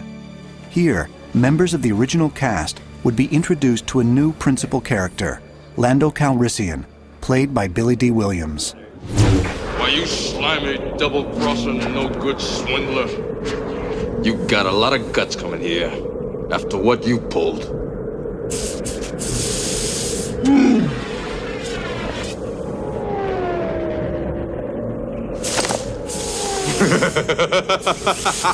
How you doing, you old pirate? So good to see you. I never thought I'd get to see you again. Well, he seems very friendly. Yes, very friendly. It's always interesting to create a character that has it's a sort of dual character. You're not quite sure about him, especially if he's cute. And I was really kind of cute. Hello, what have we here? Welcome, I'm Lando Calrissian. I'm the administrator of this facility. And who might you be? Leia. Welcome, Leia. All right. You old smoothie. The Empire Strikes Back also introduced a new villain to the saga, the calculating, cold-blooded bounty hunter, Boba Fett. What's going on, buddy? You're being put into carbon freeze. What if he doesn't survive? He's worth a lot to me. The Empire will compensate you if he dies. Put him in. We looked at the scene where Han Solo goes into the freezing chamber. George had scripted an exchange between Princess Leia and Han Solo, which went like this. She said, "I love you," and Han Solo said, "I love you too." And it kind of seemed to me that we weren't taking advantage of the character that we'd established for Han Solo. We tried take after take after take. Nothing satisfied me. And finally, I said, Harrison, don't think about it. Don't think about it. Let's do it. Okay, action. I love you. I know. And he dropped in, and I said, cut. I said, yeah, that's a great line. That's Han Solo. Ironically, the most talked about new character wasn't a human at all, but a 2-foot-tall puppet called Yoda. Designed by Stuart Freeborn and operated by Muppeteer Frank Oz, the tiny creature was a fully realized character and a unique achievement in movie puppetry. George showed me a few original sketches, and I thought, well, that's interesting, but I want something in more depth, you see. And so I looked in the mirror, and I thought, well, something perhaps a little bit amusing about my face. So I modelled something of myself. Now I've got to make him look intelligent. I got this photograph of Einstein and put the Einstein wrinkles in all around. I did a lot of thinking about it, because he's got to be full of subtle action and movements, especially in the face and the body. And I put it all in, what was necessary, and finally it all worked. I remember Stuart was under the gun, and it was very tense, very tense. We had to get this thing done. We've got to start shooting with Yoda. And so while we're talking to him, I just had Yoda's head, and I was just playing with it, and I dropped it, and it cracked. So here we are, this is and then Stuart said, I need a drink. I think. So it was terrible, because here we were pressing so much, and I'm the one who screwed it up.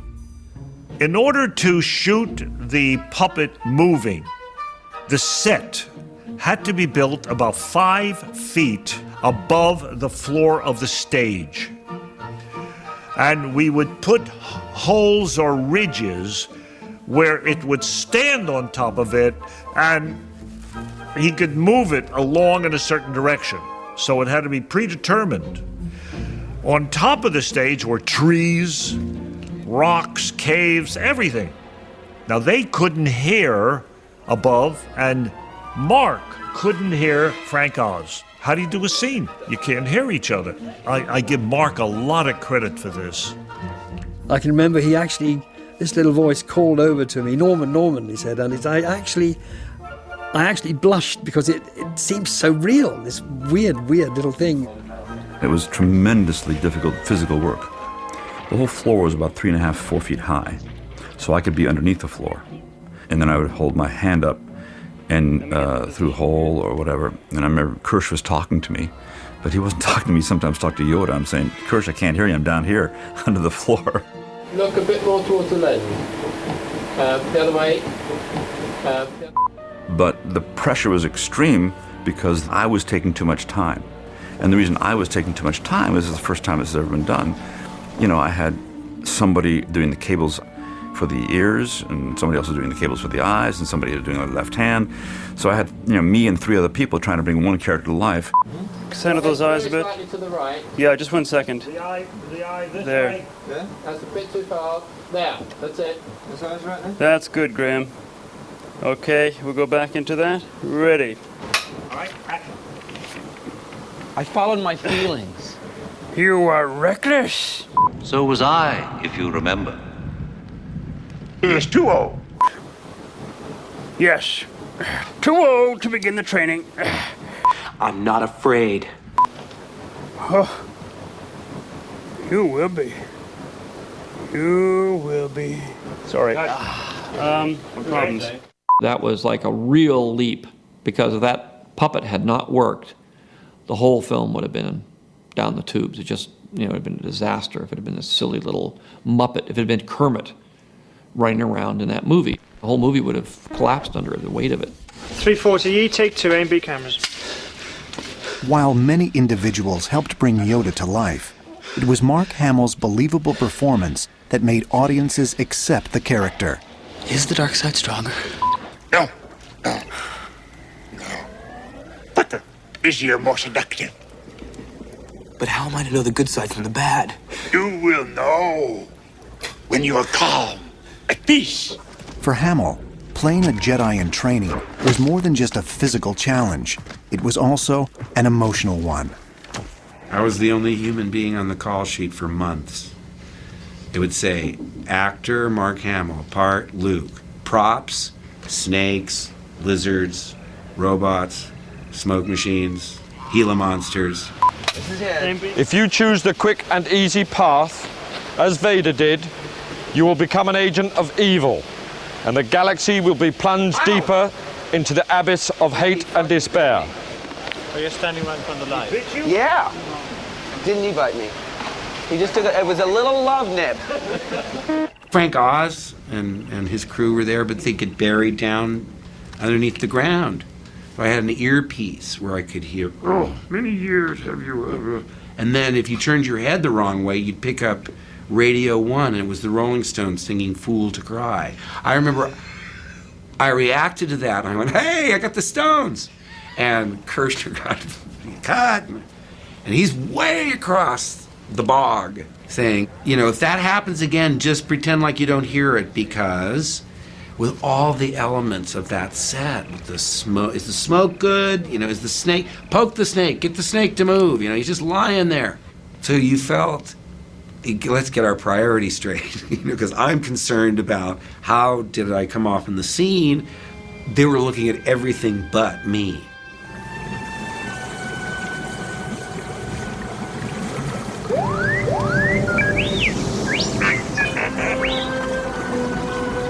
I have to say, was you wouldn't want to fall in that pool. By the time you finished shooting, it's full of all sorts of wildlife and bugs.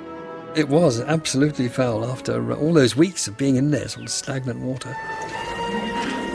I don't believe it.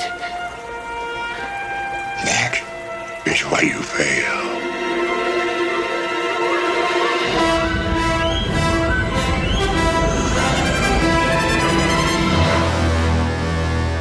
As elaborately detailed as the sets were at Elstree Studios, equally impressive was the work done in California. ILM was able to produce special effects that were light years ahead of those seen in the first Star Wars. If you look at Star Wars, you're either kind of in space, and they're all, and maybe the Death Star's back there, maybe it isn't, and you have a number of shots on different planets. If you look at Empire, and it's broad, you've got a speeder sequence and 2 or 3 big dogfights.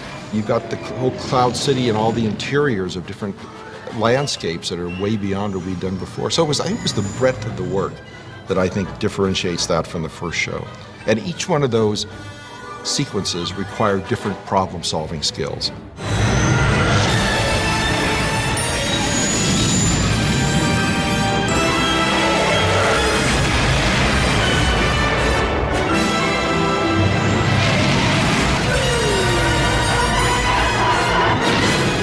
We did this incredible chase through the asteroid field. Designing asteroids is not as easy as you think, and I remember many of us in the model shop tried to come up with something that would look good, and I think for some of the very far ones we had used potatoes.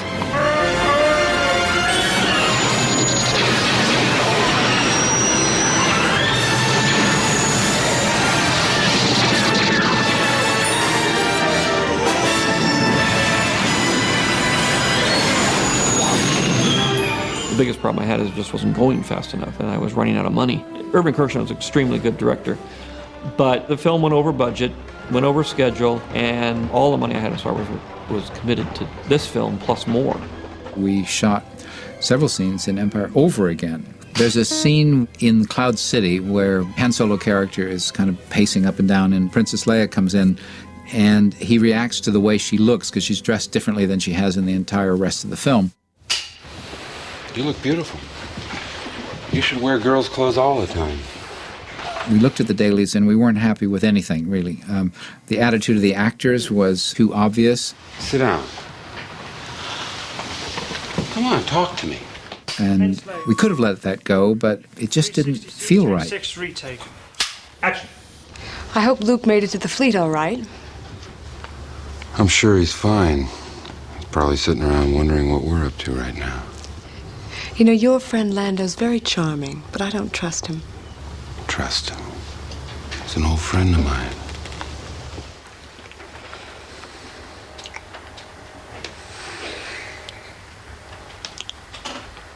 And Slade. So we shot it in a slightly more subtle fashion, which is the way it's in the film now. I don't trust Lando. Well, I don't trust him either. He is my friend.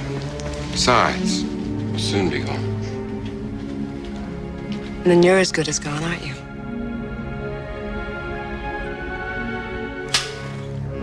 Although most production challenges had been anticipated and expectations were understandably high, When Empire went over budget by $10 million, Lucasfilm suddenly found itself in a fiscal crisis. The Force is with you, young Skywalker. But you are not a Jedi yet. 3 of the top executives of Bank of America Entertainment walked into my office saying, we have to pull your loan. And I said, how can the largest bank in the entertainment business, with the sequel to the most successful movie ever out, be wanting to pull my loan? And they said, well, we have a new credit manager, and he just has a rule. Budget doubles, he pulls the loan. One of the bankers quit over it. They knew it was a big mistake, but I was stuck with trying to make $1 million payroll that Friday. Release your anger. Only your hatred can destroy me.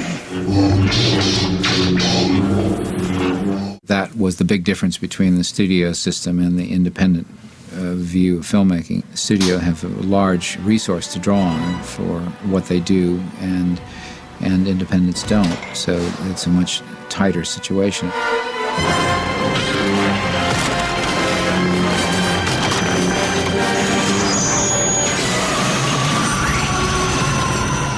I was just hoping the bank to allow me to finish without going back to 20th Century Fox and giving away all my rights. Because that's ultimately what my other choice was to just simply let them own it and lose my independence. But I wanted my independence so badly. We managed to do it in a way that I paid them just a little bit more money, but they didn't get any of the licensing, and they didn't get any of the sequels, and that's what I was trying to hold on to. If I had to pay a few extra points in order to get them to guarantee a loan with the bank, I could do that. And I think Fox was just as concerned that the movie get finished as we were. While Empire's budget may have been tight, security during the production was even tighter.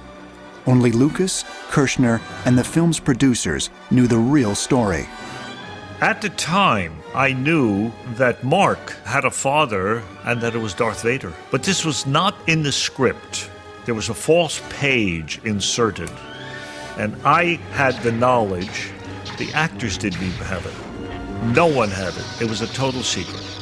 Script was under lock and key. The models were under lock and key. ILM was under lock and key and shrouded from the rest of the world. The storyline of the movie was under lock and key. You are beaten. It is useless to resist. The film's shocking climax, in which Darth Vader reveals Luke Skywalker's true parentage, was kept a secret from nearly everyone, even David Prowse and Mark Hamill.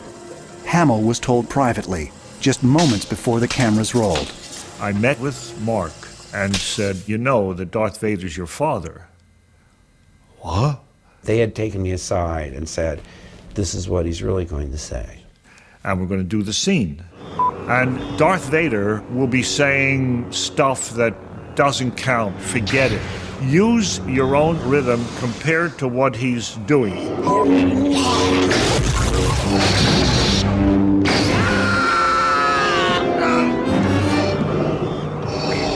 There is no escape. Don't make me destroy you. We did a few takes, and he finally got into it. Join me, and I will complete your training. And here's Darth Vader, who had his dialogue, by the way, and he's speaking the dialogue. He thinks it's being recorded, you see. It's not being recorded. What's being recorded is this. He said, you don't know the truth. Obi-Wan killed your father. And then, of course, we re-recorded everything. I'll never join you! If you only knew the power of the dark side. When I first saw the dialogue that said, Luke, I am your father, I said to myself, he's lying. I wonder how they're going to play that lie out. Obi-Wan never told you what happened to your father. He told me enough. He told me you killed him. No. I am your father. And I screamed, no, just as it was meant to be.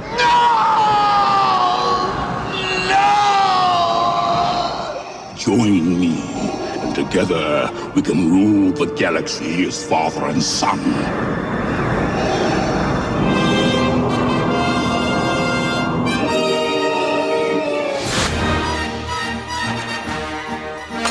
I think that it went beyond Star Wars. You got to know the characters a little better.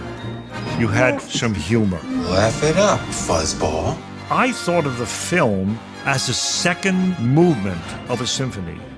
That's why I wanted some of the things slower. And it ends in a way that you can't wait to see, to hear the Vivace, the next movie, the Allegretto. I didn't have a climax at the end. I had an emotional climax. As Empire's premiere date approached, the producers once again held their collective breath.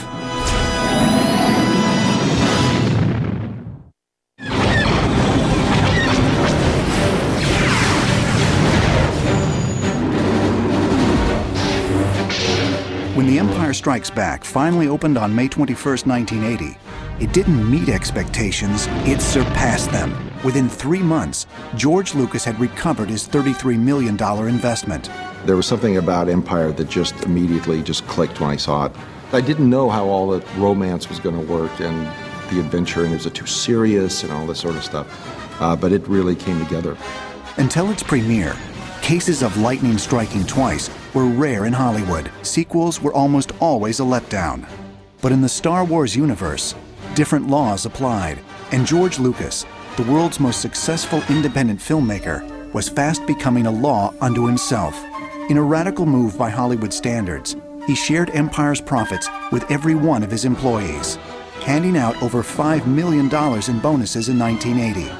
The profits from the 2 Star Wars films also helped fuel Lucas's rapidly expanding business enterprises. We did have some money, but it was still a startup company.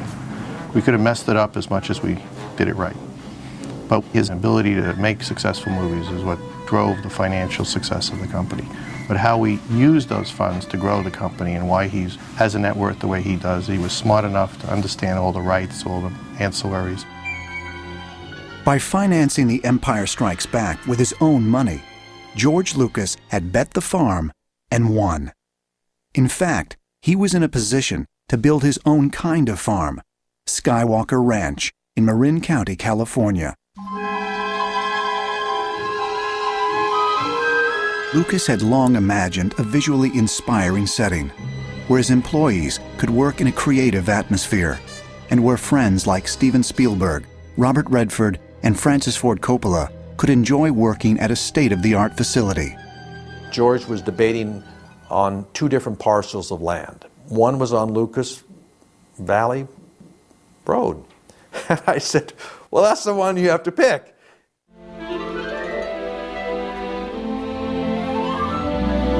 The company structure supported multi-movies in all areas, merchandising, special effects, ancillaries. And so all the little companies had to be started and operated and have all these systems put in place. LucasArts, THX, Skywalker Sound, Industrial Light and Magic. Each subsidiary of Lucasfilm would serve George Lucas's creative vision. In turn, they revolutionized a film industry that had for too long been plagued by complacency. It was an idea of one person and successfully implemented. George is one of the more successful companies in the world, and you can't measure it just by size because he doesn't need the size of a Fox or a Warner's to accomplish the same thing he's accomplishing in putting out his films. As the sole owner of the most successful franchise in movie history, Lucas had gained the financial means and the creative freedom to produce anything he wanted. George's greatest strength as a filmmaker is that he's a great storyteller. George has a vision. There are filmmakers down through history like Capra and John Ford, and they made John Ford pictures and Frank Capra pictures, and Hitchcock made Hitchcock films, and George Lucas makes George Lucas pictures. George Lucas had helped turn the tide of Hollywood's downbeat realism and brought back a sense of fantasy and wonder. Movies were fun again. But in the wake of Empire, the filmmaker found himself unexpectedly mired in Hollywood politics. To preserve the dramatic opening sequences of his films, Lucas wanted the screen credits to come at the end of the movies. It was a highly unusual choice. And for the first Star Wars, the Writers Guild and Directors Guild had allowed it.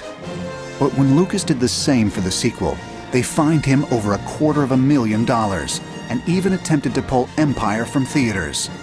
Next, the DGA went after Irvin Kershner. To protect his director, Lucas paid all the fines to the guilds, but the situation left him feeling frustrated and persecuted.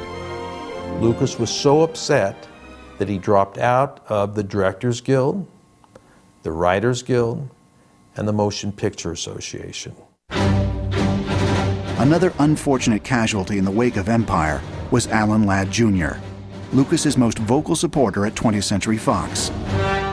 The criticism over the deal is what ended my tenure at Fox, really, because people were very angry and irritated, even though they made millions of dollars off it, and had a big fight, stomped out of the boardroom, and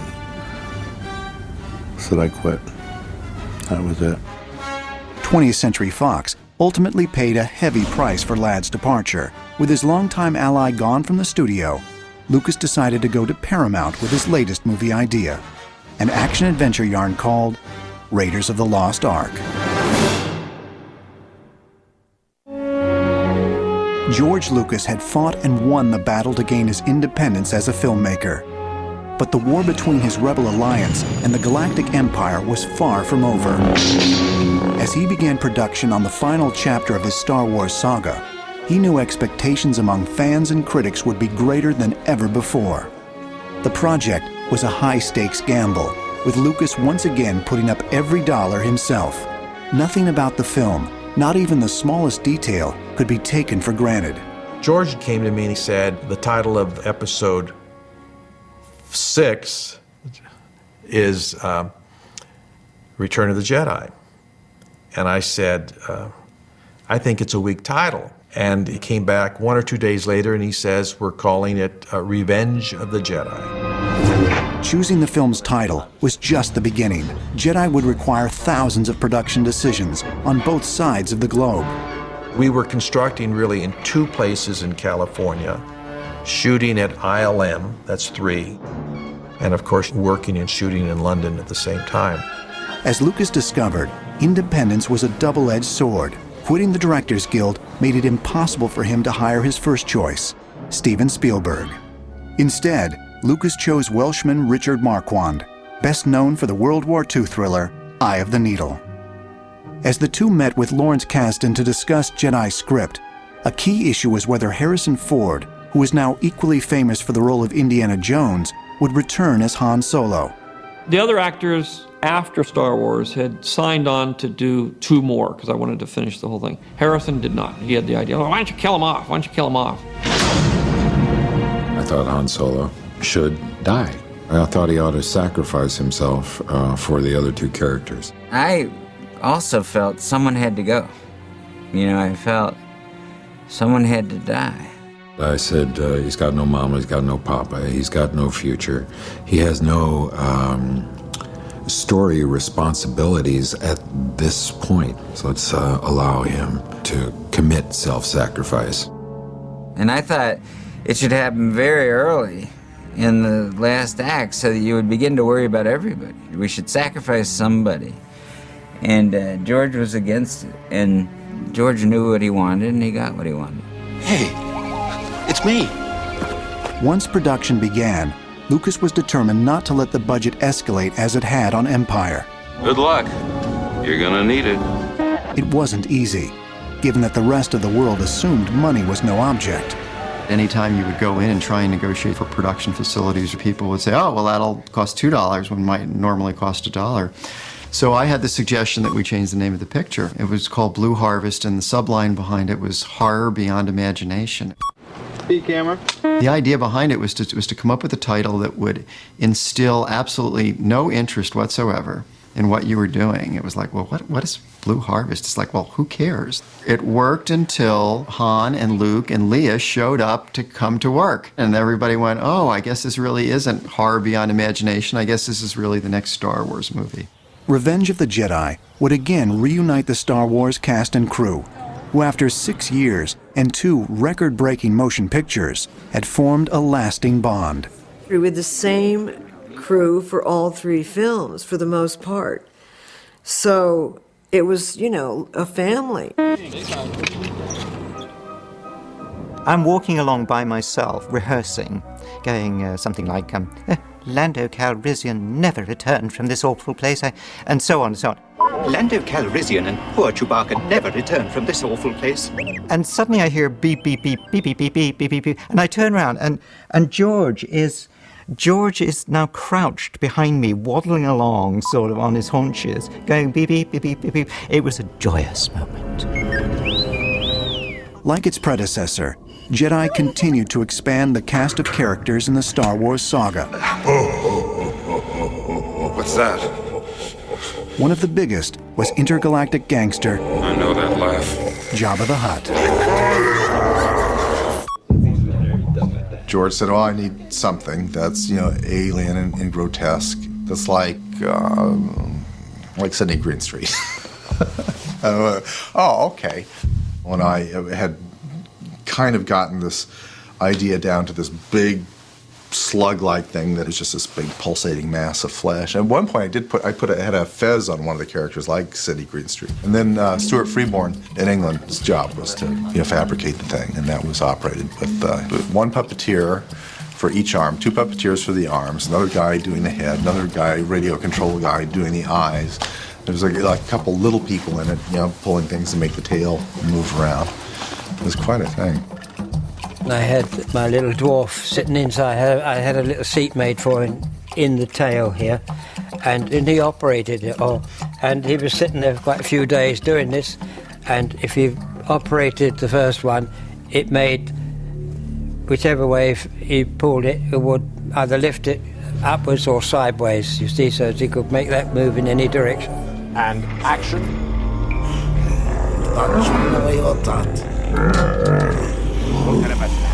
At last, Master Luke's come to rescue me. I must be allowed to speak. Jedi mode spian go eat.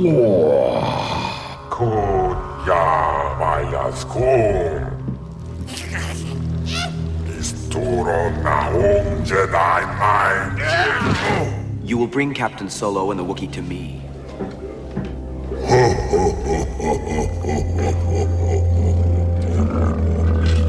Master Luke, you're standing on...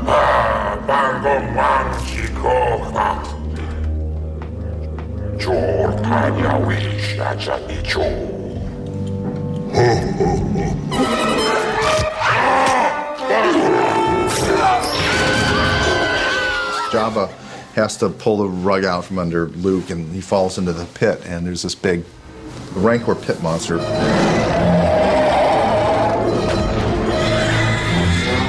George was really adamant that we were going to do it as a man in a suit.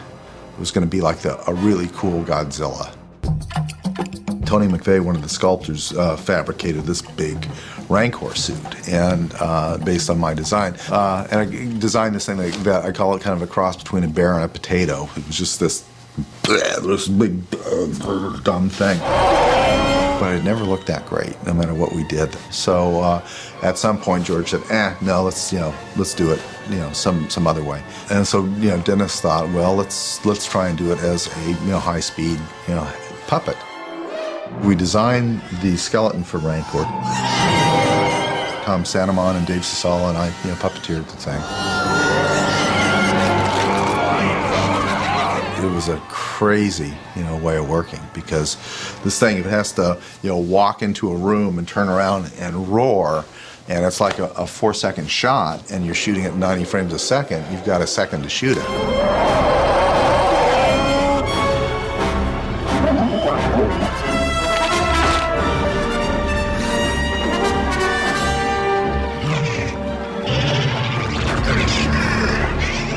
ILM's creatures might have been puppets, but they could still elicit an emotional reaction from their human co-stars. One even triggered a panic attack. I got claustrophobia once, and I didn't even have the whole suit on. I was lying on the floor, the camera is about that far away from me. Salacious Crumb, the wonderful Salacious Crumb, animated by Tim Rose. And he's pulling out my eye. camera A, take 2. A and B camera. Action. And something went in my mind, I didn't catch a breath or something, and I suddenly could feel panic just absorbing into my body. Look, my eyes, Startle, help! And I was saying, get me out, get me out, get me out, get me out, get me out. And I just kept repeating it until they managed to whiz the head off. Daniels may have lost his head as 3PO, but when it came to risking life and limb, the production now had a team of trained stunt professionals.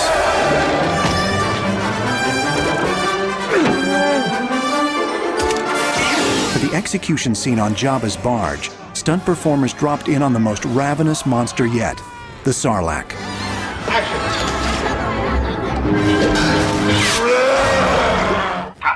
It wasn't edited that way, but I was the first guy to come off the skiff into the pit, because I had to make sure it would work and everybody was going to be all right.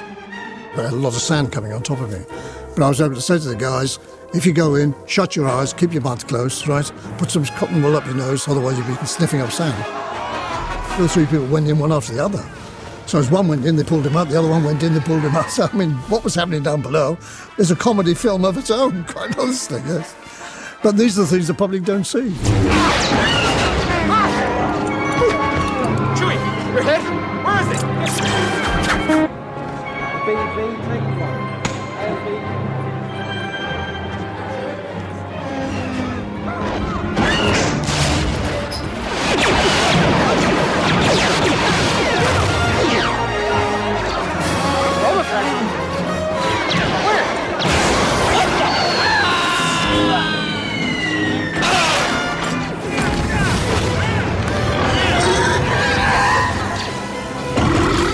Well, I was hanging on that rope with Han Solo, and he was trying to save me, and one of the squids went right through my toe. And I'm screaming to Dan, stop, stop. He's so busy acting. And I'm like, I'm in pain, and all of a sudden he realized that I got hurt. Oh, wait, I thought you were flying! It's all right, I can see a lot better. Come on, a little higher, just a little higher! Harrison really, he's one of those actors that he's very intense. Chewie, pull some! And he really gets into what he's doing, So he was really into it. For Carrie Fisher, getting into the role of Leia this time meant fitting into a skimpy slave girl costume. I got to kill Jabba the Hutt, but I was still much more concerned about the slave girl outfit and what I was going to do about exercise. 1C, take 2. A and B cameras. Wave your arm around. And darting, action! And then George Lucas said, instead of attacking Jabba from the front and be getting angry with him and whacking him, I want Carrie Fisher to jump on his back. And then she'd got her high-heeled shoes on, and it happened to be that my little fellow inside, it was only foam rubber, and it went right into his head, and he screamed his head off. So we had to stop the car. Hold it. Before they could do the shot again, I had to build a little firm bit over the top of his head so she could get up there. Take 3, pick up. A and B camera. Background panic, go. Okay, and action!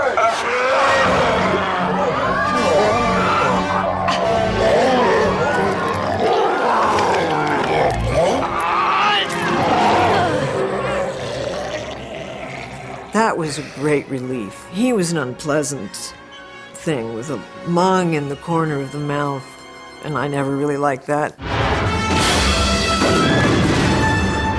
Let's go, and don't forget the droids. Run away.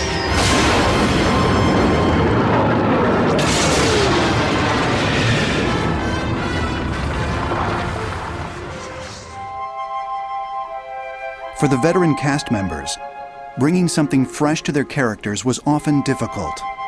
Don't move. I love you. I know. Stand up. Another challenge on the set was Richard Marquand's relative inexperience with special effects. It's a difficult thing to do, work on the one hand with, the special effects, and on the other hand with a storyline with actors, and making those two things marry.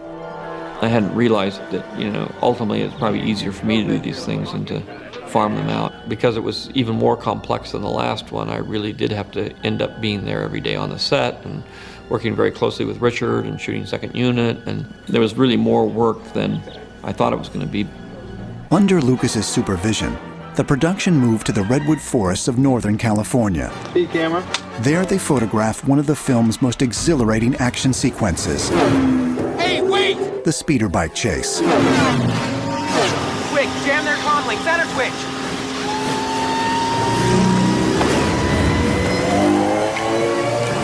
I got the idea of using a Steadicam, and we did a test in a local park here, of walking through the woods on a path that we kind of disguised, and he shot with a camera that shot 1 frame of film every second.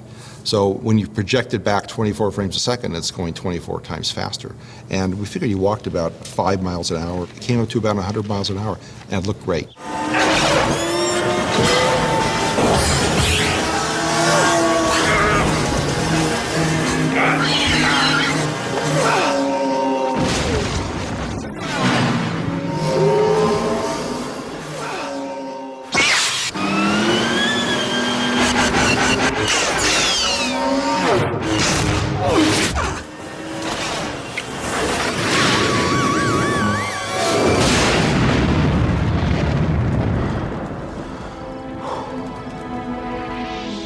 Jedi surprised audiences with its imaginative scope, both large and small. It introduced a tiny but valiant new ally to the rebellion, a race of pint-sized warriors known as Ewoks. And action. Hey, point that thing someplace else. Hey!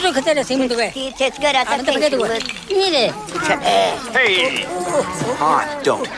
It'll be all right. Joining the cast was Warwick Davis, who was just a youngster at the time, but also a die-hard Star Wars fan. I was an 11-year-old boy at school, and my grandmother happened to hear a radio commercial on the London radio station, and they were putting out a call for short people to be in this new Star Wars movie. I don't think anybody on the movie was quite as excited as I was. You know, being an 11-year-old on a Star Wars set, there was no stopping me. In the role of Wicket, Davis became the film's most prominently featured Ewok. But only after Kenny Baker was suddenly taken ill. I had this scene with Carrie and the speeder bikes in California, in the redwoods. And I was looking forward to this. I thought, well, not Carrie's nice. I like working with Carrie. Come the morning of the shoot, Kenny was very ill in bed with what I believe was food poisoning. I was seriously in pain. And said, well, we've got to do it because we've got Carrie Fisher in and we've got the scene set up. So Warwick took over. 72A, take 2. A and B camera. Don't forget. And they called me in to play the scene instead. Action.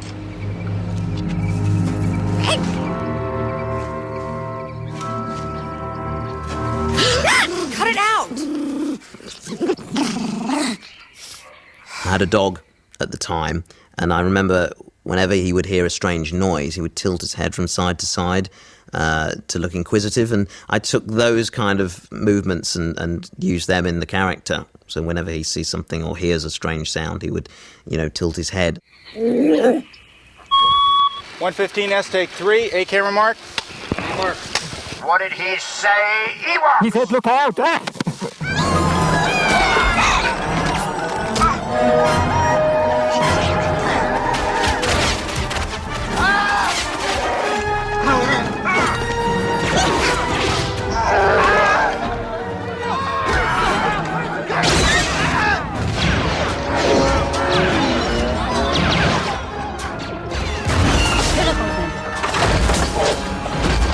I like Ewoks. And I think they're in there to really show that you don't need technology, you need the will and the belief to take you through anything. And the fact that, the Ewoks were able to defeat the Empire only using ropes and rocks, I think that said something about them as a race of creatures. Fighters coming in. Doesn't matter how much machinery you have.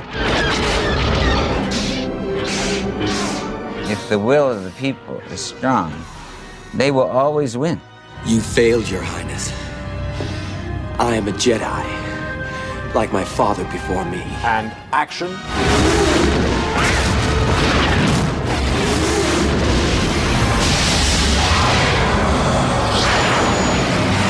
As filming on Revenge of the Jedi drew closer to completion,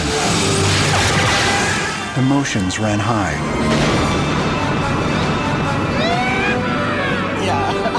And saying goodbye would be difficult.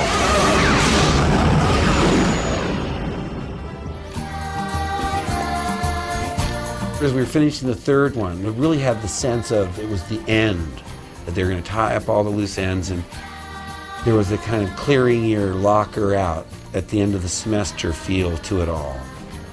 So part of me was saying, oh, I'm so glad to put this behind me. And the other aspect was, well, what about all the adventures that Luke could have?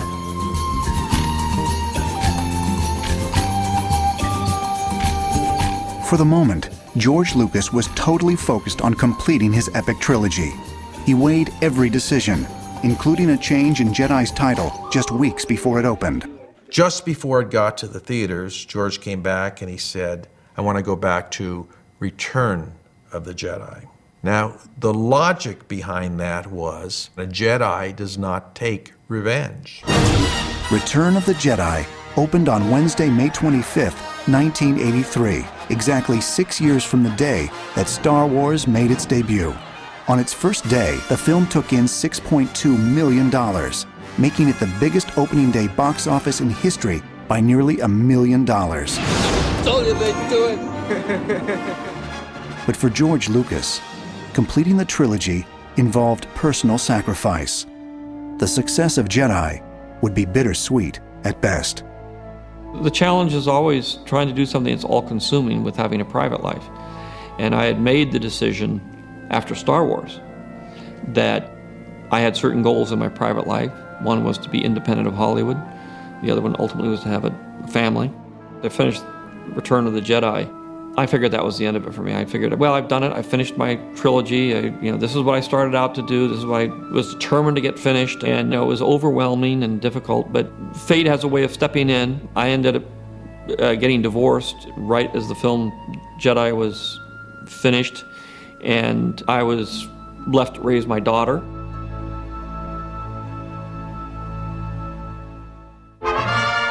With the profits he made from the Star Wars movies and merchandise, George Lucas was able to keep funding his dream of pushing the boundaries of film and audio technology.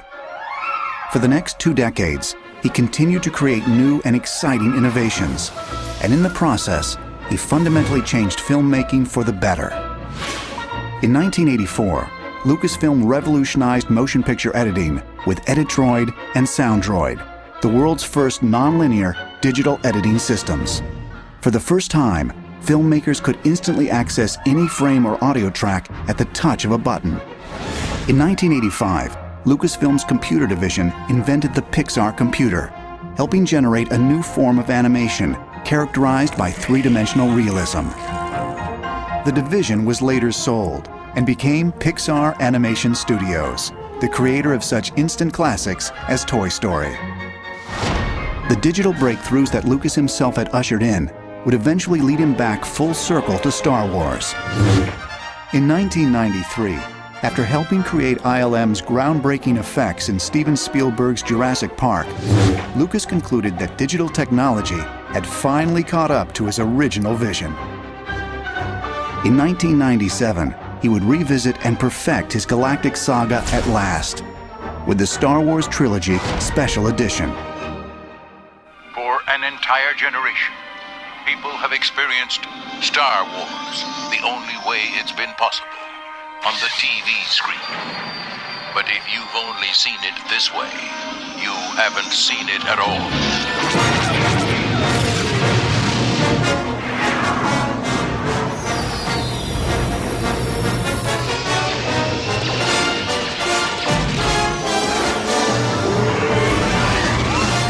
Things I couldn't afford to do at the time, things that I had to give up on because I just didn't have the time or money or the power to do it. I was able to go in, complete the films the way I originally intended them to be, and have it be pretty much the way I want them to be.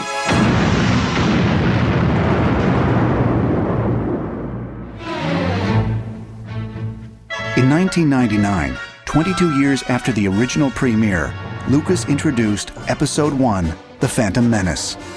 the film marked the beginning of another trilogy for a new generation. It also allowed Lucas to continue his pioneering use of digital technology. I'm finishing this for the love of Star Wars. I like Star Wars. I want to see the whole thing finished. For more than 3 decades, George Lucas's passion and dedication to the Star Wars saga has brought its share of rewards. But like the Force itself, success also has its dark side. What I was trying to do is stay independent so I could make the movies I wanted to make. But at the same time, I was sort of fighting the corporate system, which I didn't like. And I'm not happy with the fact that corporations have taken over the film industry. But now I found myself being the head of a corporation. So there's a certain irony there, is that I have become the very thing that I was trying to avoid, which is basically what part of Star Wars is about. The circle is now complete. When I left you, I was but the learner. Now I am the master. That is Darth Vader. He becomes the very thing that he's trying to protect himself against. But at the same time, I feel good that I'm able to make my movies the way I want them to be. While George Lucas has remained true to his own vision, it's been audiences everywhere who've reaped the rewards. Ever since May 1977, when moviegoers first caught sight of that galaxy far, far away. The themes that George is dealing with are so strong, so primordial. The conflicts between children and their parents. Luke Skywalker was George growing up. George facing conflict and the need to prove himself. You have learned much, young one. And he did, powerfully. You'll find I'm full of surprises. George was somehow able to put the good guys and the bad guys and the mythology in a package that somehow touched us. I don't know how. I guess if you know how, everybody would be doing it. Do or do not. There is no try. I am so pleased to be a part of that whole legend, even as an observer, and I am just an observer. Most impressive. He's created people that everyone in the world knows. Any author that could create such memorable characters would be a very happy person indeed. Laugh it up, fuzzball. He really established the independent film market. His films changed epic productions. He changed storytelling. He created what Hollywood is today. I'm out of it. For a little while, everybody gets delusions of grandeur. George was creating a new world for Hollywood, and we were lucky enough to be a part of it. Come on! He's not just the creator and director, now he is the studio. He can make exactly the movie that he wants to make. Obi-Wan has taught you well. One of the things that George Lucas has done in Star Wars is to communicate, in fact, with the younger self that resides somewhere inside even the oldest person. Good shot, Red 2. I think our cultural imagination has been transformed by Lucas's films, by taking us back to stories that make us all feel that we share in the heroic journey of the human species on this earth. The Force will be with you, always. George Lucas moved us into a new place in space, a new time in the future, which no one else had created up to that time. Star Wars had a tremendous impact on the young people, as well as adults for that matter. I've committed myself to making these movies. I believe in these movies. I think they're very entertaining, and I think if I can get a room full of people and they enjoy it, then I've done whatever I hope to do. For George Lucas, what began as a quest for creative freedom became a philosophy, a cultural phenomenon, and an empire of dreams.